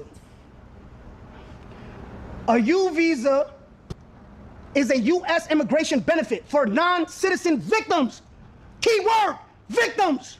See, man, bro, Hold on, calm down, bro. Hold on. Immigration for a non-citizen victim of a certain crimes who have suffered substantial mental or physical abuse and are helpful to law enforcement in investigation or prosecution of that criminal activity. This is a fact, though. But what they got to do with anything, though? I'm saying, what are you saying? What's the point, though? What's the point you should make? You saying he was a victim? I mean, a lot of people be victims, though. If you get shot, that's a victim. Okay. When they get shot, being in the street, that's a victim. What are you talking about? All right, cool. You can only get a U visa, right? This is the definition. Let's slow it down, Bing. I know it's caught up. Sometimes the truth is just too much. Bro, what I'm saying, they should say it. A U visa benefits from non-citizen victims who have suffered from certain crimes. Okay, basically, now, right? don't finish there. This is the key word right here. Read that slowly for me. Now, read it out loud. Let people... physical abuse or physical abuse, mental or physical abuse, and are helpful to law enforcement in the investigation of... What, you gonna ignore that? That's what you got right now. You know that? What that mean, though? What that mean? Bank, 21 Savage got a U Man visa. is an idiot. That means he was a victim in a crime. This is... Yo, Bank, this is like, this is what I'm trying to say. So when you come at me calling me the Mexican, the lace front, now shut it down, yo, homie, every action has a reaction, right? So now you're gonna make me that dick. Really don't mean shit, though. That don't mean nothing? That don't mean shit. So that's the only way. You saying that's the only way you can get a visa? Yeah. Look, let's go down here, right? Cause let's look down here. Like you can't talk about these. Bro, I'm trying to ask you questions. Nah, but I know, Bank. But listen to me. I know it's hard to believe. I know it's like tough. I know it's like damn. Like I don't want now looking into this. 21 Savage here on a U visa. That means he was a victim of a crime. Really? I didn't know that. Look, I'm not making this up. I'm saying you don't say it. I heard that he had money problem, right? I heard that he did have money problems. So I heard that he was going broke, but I guess whatever. I mean, yeah, I guess he had money problems. I figured it was tax evasions. So now he mentioned me first on your podcast. Yeah. He said, yo, the Mexican, the rat, the guy wear lace fronts. Ain't no more gas in that tank. This is a 2026 0-mile Revolto. This is my crib. What you mean? I just stopped because y'all is not like that. They not. You think you like that though? I'm asking. Yeah, you know why? Why? Because I'm the only nigga that did what I did, right? Sat on that stand and came out and wore it. I came out and said... Is you really wearing it though? Or is you doing things... I'm saying, is you really wearing it though? Bank. You don't think I'm wearing it? You ain't see me in that gym? You see me in that gym get jumped, right? I'm walking around with security and shit. Would that happen? I'm wearing it. I'm outside. You just see me perform at the club. Vlad was just here. I know you seen the Vlad interview. I just took the guy strip club. I'm not... These security guys, here's my birthday, they got a gender reveal. How many people you seen here working? Yeah. So over 100 people here, 200 people. Bang, I wore it. I'm realer than these days. And mind you, you. So that's your point. You realer than. Yeah, you know why? That's your point. You know why I'm realer than them? Let's get more into it, Bang. Bang, this is just the truth, bro. Like, this is just the truth. So look, let's get more into it. We on 21 Savage right now, right? So watch this. Bro, I ain't just trying to see. I'm Listen, just trying to have a conversation. I know, Bang, but this gotta be said. This gotta be said. So you just want to have a conversation, but the guy's trying to prove him wrong. They had opinions on me, Bang, right? Bang, they try to take, you know why you say, yo, why you wake up and do this? They try to take food out of my family's mouth, right? If we got investors, right, Bang? Just say me and you in business, right? We part of the big bank. Me and you part of the big bank organization.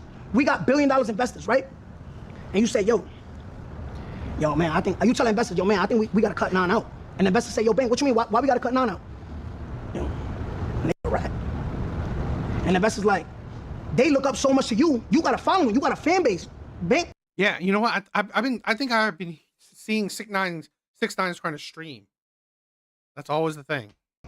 So you know what the mass is, or the people who listen to you say, yo, if Bank say don't fuck with them, I ain't fuck with them. So that's why I care, bro. They taking food out my family's mouth. But on some you G see shit, how? Hold on. Let me say this. Yeah, go ahead. On some G shit, I feel like when you came home, you were saying that shit 100%. Yeah. You got back out there. You got back putting out records and all that shit, right? You got back to it, basically. Right? Am I right or wrong? Yeah. You started all this extra shit and detoured your back. The people were with you. They were making excuses for you too. There's not excuses. I'm saying they was making excuses like what he did. Somebody did something to his kids and all that shit. Whatever the fuck. Yeah. People say it was 50-50. Okay. You start trying to troll with Troll and they don't respond. That's what I'm saying. What I'm doing right now is talking facts or trolling. I'm just stating the facts. Look, hear what he say. Just hear so you can understand my point of view. I was just checking out this video. I'll probably watch it on my own. Probably not as entertaining. We'll check out some other stuff.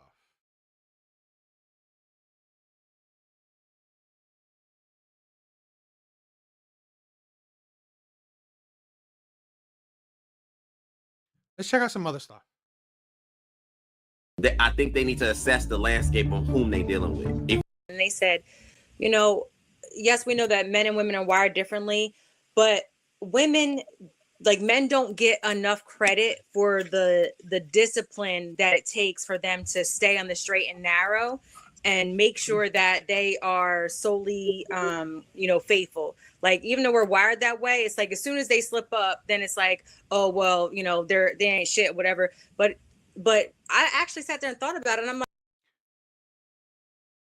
I'm wondering, DA, if we say we know it really well, would you go crazy and buy like cars and mansions? I don't get it. Why would I buy cars and mansions? I don't understand that, man.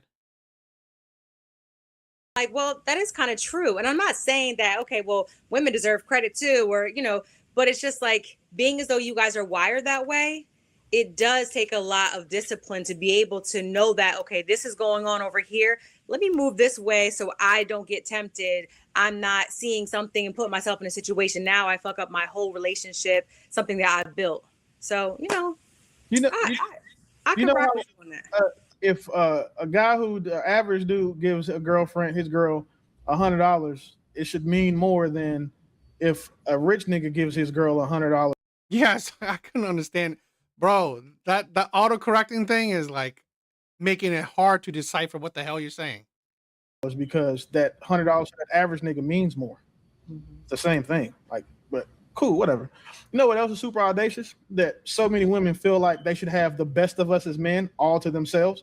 Because what that should mean is that you've done the work to also be the best of women, which we all know isn't true. So to think that you're going to go get your dream dude and then you be the only one that has access to him, I'm understanding now why, again, there's so many decent looking, attractive women that are single, because everybody wants one of their own. Like, y'all want the same dudes, but then don't want to share one, but then don't want to do the work to not have to share one, to be a woman that man would want to commit to exclusively. Like, y'all okay being the 70 to 80, but forget that this nigga is 100%, so he expects 100. So just because you're 80, he might go get 5 here, 10 here, 4. The question is, when you get that, you say you make $500,000, would you start buying luxury things and live in like, no, No. If let's say hypothetically, right? Let's say hypothetically, I win the lottery. I'm not gonna go crazy about it. I won't. It's like, to be honest, I'll probably still live in a house like this, or still live in my house. I'll probably still get the car that I have, right? It's a Nissan Rogue, nothing special. I'll probably get that car fixed, right? I'll probably get that car fixed, and that car will still be my daily driver. Now, I may buy. It's not like I wouldn't like indulge in some luxury, right? I'll probably buy a fancy car for like a weekend car kind of shit, but I'll still be my Nissan will probably still be my daily driver. I'll probably still live in a house like this, right? So, no, I just don't. I wouldn't let money change me like that, right? Because if I don't care about luxuries now, why would I care about luxuries later just because I have money? 4 here, 6 there, and you still be the 80. And I'm seeing a lot of that now. Like, just being in these panels is crazy how like that epiphany just struck me. Because what I am seeing is the women who understand men's nature are the ones that have men that are at least prioritizing them, making them at least their number one. And instead of, they're not like out here like, well, I'm single by choice, which, that's not true. You're all single by your circumstances. And I think that the more women embrace the math behind it and then understand that in life you only get what you deserve, the better you guys will be. Ladies, I don't second that. I think that you can be with a man. Second, same thing. I don't need much to be happy as well. And he commit to you, even if he got money and all that type of stuff. I don't. Dun, dun, dun. But I don't think that's what. I don't think that was what you're saying. Oh, I mean, like, yeah, I'll probably buy more greatest shit, right? But it's like that's who I am already. Okay, I'll probably buy things that I already love. Okay, I mean, like, I barely had money and I bought all this shit, right? So I'll probably buy some really badass greatest shit. So yes, but that's just who I. So money's not gonna change me. Okay, money's just gonna add to me. Okay, so I'm not gonna all of a sudden buy a mansion, buying like a Lamborghini or shit like that. No, right? So it's just usually it will just add to my life. That's pretty much it. Yeah, that's not what I said at all. What he was saying. Maybe I didn't hear it properly. Yeah. So what I'm saying is that the best men, and we're not saying that a man having money makes him the best. It's one of the things, right? But for a woman's dream man, if she's not his dream woman, to expect him to just be with her is audacious. It's entitlement. It's almost delusional. Because why would that man be with a woman who, as these women they didn't fight when I said they're at least going to be the 80.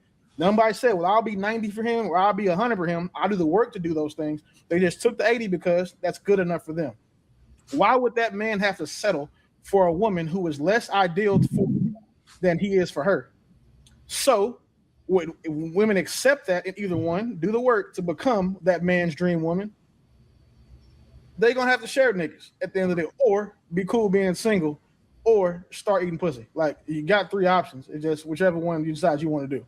Oh, yeah. Or there are also some of those men who are okay with, they don't want all the different options. Absolutely. No, my whole house would be like a man's cave, right? I would like crazy deck on my house. Yeah. I mean, like, it is true, right? I mean, like, it's always women that think money's first. You know how fucking lazy I am? I don't have time to have 5, 6 women because of dead ass. It's like I'm dating all 5 of y'all. And Miss Pearl is my favorite. I'm doing everything that Miss Pearl wants to do with the other 4 of y'all because I'm lazy. I'm not going to remember your birthdays. Your birthdays are all now June 5th. That's when we're celebrating birthdays that year. She's getting the Mother's Day gift. Y'all get, y'all get the, day after candy, like the February 15th, the side chick day. Y'all get candy from then. A lot of guys are like that because of the effort that it takes to deal with women in mass in large groups. I think it takes a special personality type to successfully deal with large groups of women, and there's a level of maturity and meticulousness that I just don't have. I'm a terrible liar. I'm gonna get caught lying. I share my location, so next thing I know, it's so cute. Share your location. Don't make it gay. You know what I'm saying? So now I'm with a woman. Look at Willie being vulnerable, telling that he shared his location.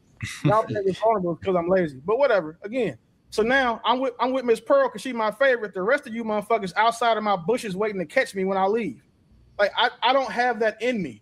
But then there are some dudes who will actually tell you, like, you know what, listen, Miss Pearl is number one, Toya, you number two. On Wednesdays, we're not telling women that shit. And I'm seeing it's a large number of women who are willing to accept that now. Because I'm seeing a growing population of women willing to do polyamory, right? Or, be one of many to like these top tier men, right? These high value men. I'm seeing this more and more. Yes, there's going to be a lot of Eskimo sisters from now on. Yes. I'm not sharing my location. I know that. I'm not doing that. Yeah, I understand that. Yeah, I'm like, this is the, I'm seeing more and more women doing that. And I'm like, women have like such low ass standards, in my opinion. I think that's low standard, right? Because he is like, let's say, top good looking, right? He's a high value man. You're willing to be an Eskimo sister, I guess. Told up front, and then two, there's no deception, and the man is giving them the ability to choose. What Mark, man? Because I always think, right, a man that would have 5 women, what's stopping him from having 6? What's stopping him from having 7, 8, 9, and 10? What's stopping him from having more? The man is already gluttonous, right? The man is already gluttonous. You think you and your sisters will be the only one? No. So to think that that man has loyalty in him, you're definitely not dating him for that. You're definitely not with him for that. I'm disappointed in you. Why you didn't tell Willie that he tweaking and that men's biology is not real, and that being monogamous, when you really in love, a real man don't see no other women. Why you ain't tell him that, Mark? All I was saying is that if you end up with a man and he says that he'll commit to you, it's not you should be able to expect him to keep his word. That's all I'm saying. Yo, I think that's fair, but I think we need to explore that, because I don't think it depends on who's saying that. That's where I think the disconnect. I don't meet a lot of women who get men and feel like I'm batting out of my league. I don't meet them. You don't hear them often say, I don't know how I got him. You don't never hear that. So when you're saying, I agree, a man should be ethical, a man should be integral. If he decides to commit to her, sure. But I think she needs to understand who he may be. And if he is that dude, sweetie, you need to understand his commitment is deeper. Like Willie used the example of the $100 for the broke dude. It's a significant sacrifice. Don't make it seem like you're super special. He chose you. He's doing a huge sacrificial thing. Women don't see it that way, unfortunately. That's the audacious nature. And I think we need to get some type of humility, developing in this space. How do you think they should see it? I think they need to assess the landscape on whom they're dealing with. If you know you're dealing with an above average, they have to see it by not being egotistical. That's the problem. Modern day women are egotistical. Modern day women are egotistical. They can't see a man being their better. I don't think that there is a woman in the West that ever sees a man as her better. She may know he's her better, right? More money, more fame, more clout, whatever, but she doesn't recognize it, right? She gets with him because he's better, but she would never say it. Average guy, not just looks, but just measure whom he may be, what he's capable of. I think you need to, tread softly. You need to understand if he's choosing to commit to you, you can't assess the fact that you're female and, well, he's lucky to have me. No, you're also lucky to have him. And you're probably more lucky to have him. But they don't see it that way. Yeah. I agree that you should have appreciation for the person that you with. Because I see it the same way. I don't think it's not just appreciation. It's self-reflection, right? You have to realize that this man is sacrificing to be with me, right? I'm a 5. This man is a 10. He's choosing me, right? And it's honestly, I think, a level beyond appreciation, right? Appreciation is like, it's just like a 5 can appreciate being with a 5, right? It's a higher level of appreciation where you like, wow, it's like to realize that the sacrifice you are being settled for. With a man who's with a woman who's extremely attractive, I don't think that I should operate in that relationship like that. You can have any man, but you got me. Let me just kind of kiss your feet every day for being with me. Like I don't think that's a thing, right? But I definitely do think that you should be appreciative of the person that you with. I think appreciative is not the thing. I don't think he even means to prostrate. I do think he means you should be aware of the fact. And I'll say it in summer, women should be understand the fact that the nigga they want can get bitches. The same way he got you, he can get another one of you. So, and unfortunately for women, it's not always like that for y'all. Because remember, we're committing, we're the ones giving you the relationship. So for y'all, it would be, well, because you fucked the nigga that had bread. Because you fucked the nigga who looked good or that was a celebrity, you can probably fuck another one. And we know celebrities refer bitches to each other, so it's highly probable. But when it comes to dating one and getting married, that's just not how that shit goes for y'all. So a woman who's dating a guy who can get men, like the women who generally find attractive and desirable, she needs to be aware of that. She needs to kiss his ass. She doesn't need to let him treat her, talk to her crazy. But she does need to be aware of the man that she has and the fact that he has chosen her to commit to. That shit is again, it just mathematically speaking. This is typically why I say women are bad at math. Mathematically speaking, the niggas y'all want, bad bitches outnumber 1,000 to 1 the men that they all want. So if you're getting chose out of, you're one of the 1,000 he picked to commit to by himself, you won the fucking lottery. I agree with the second part of what you said, right? I definitely like, if you like, my girl know I get, like, she know, like, listen, I'm him, right? But the other side of that is like the first thing you said about a woman not being able to necessarily get another man to commit to her. I think that's because a lot of them move like they're retarded. Because it's a simple, I'm sorry, I didn't tell y'all retarded. I said y'all move like it. First of all, you're not getting the man that you want to commit to you. Because when it come to men, it's so easy. We so easy. We not that hard, right? That's not what I meant, Mont. There are too few of you. It's a numbers game. It's just numbers and then it's proximity. I didn't even take how the bitches act. Like, I didn't even take that into account. That's not what I was talking about. The fact that, again, there are fewer of you than there are of them. So we're saying you, like the desirable nigga, them, the bad bitches. There's way more bad bitches than there are niggas that are like literally him. Okay. That's what I'm saying. Like, but another part of that is a lot of these guys, for whatever reason, seem to be picking from the same small pool of women. Yeah. I don't know why, but a lot of these guys choose to still pick that same small pool. Because think about it. I think a lot of these niggas got the same baby mom. I think one of these girls got like 4 or 5 of these niggas. Future explained it, and he's not even an athlete. He said because these women know the life. So they don't have to come in and run these chicks through like you're saying, I'm him indoctrination. They know what to expect.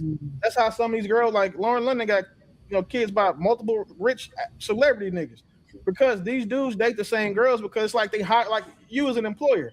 If you work in an industry long enough, you start hiring, like y'all see the same people going like job to job. Like the same graphic designers, the same studio photographers getting booked because their names ring out. That's why. But niggas not thinking about this though. Average, like to say, not celebrity dudes with money, like the 1%ers who just got a bag. They're not like that. They're not dating the same types. They're not dating the same women. They may look the same. They may have the same aesthetic, but they're not dating the same. Me and you, M. White, JR, Trev, and True in the same circle with all of our bags and 1,000 women, we not picking the same woman because if I know M. White done hit something already, I don't want to fuck behind my bro. If I know Trev was in a relationship with her, I'm not dating, but we don't have that. Interesting. Guys, thank you for being here. I love you guys. That is it for tonight. Thank you for showing the love, right? I know it's a slow night. I'm pretty sure. I think, what is it? I think Evil Eddie's probably watching the Ronda Rousey Netflix shit, right? I think he's probably watching that. So, but guys, thank you guys for stopping by. Thank you guys for showing the support. I love you guys. You guys are amazing, all right? I hate these podcasts that owe me talk about black problems. But that's all. Everything else is irrelevant. Just that race. Why? Yeah, that's the thing where I don't really view about race, right? I talk about all men. I talk about all men, so. No, you don't. No, you don't. What? Guys, I love you, right? Big Bars, thank you for being here. Yeah, I mean, he might be watching. He might be watching the Netflix thing, right? So probably a lot of them are watching the Netflix fight. It's all good. I mean, it is whatever. It's slow. It's slow. It's all good. I love you guys. Laughing Man, first to be here, last to be here. I love you, man. I love for all the support you show me. I love you, man. Big Bars, Rudy, Justin, thank you guys for being here. You guys are amazing. Brent, thank you for all the love and support. Roots, thank you for being here. I love you. Yeah, you guys are amazing. That is it for tonight. Hope you have a good rest of your weekend. Love you guys.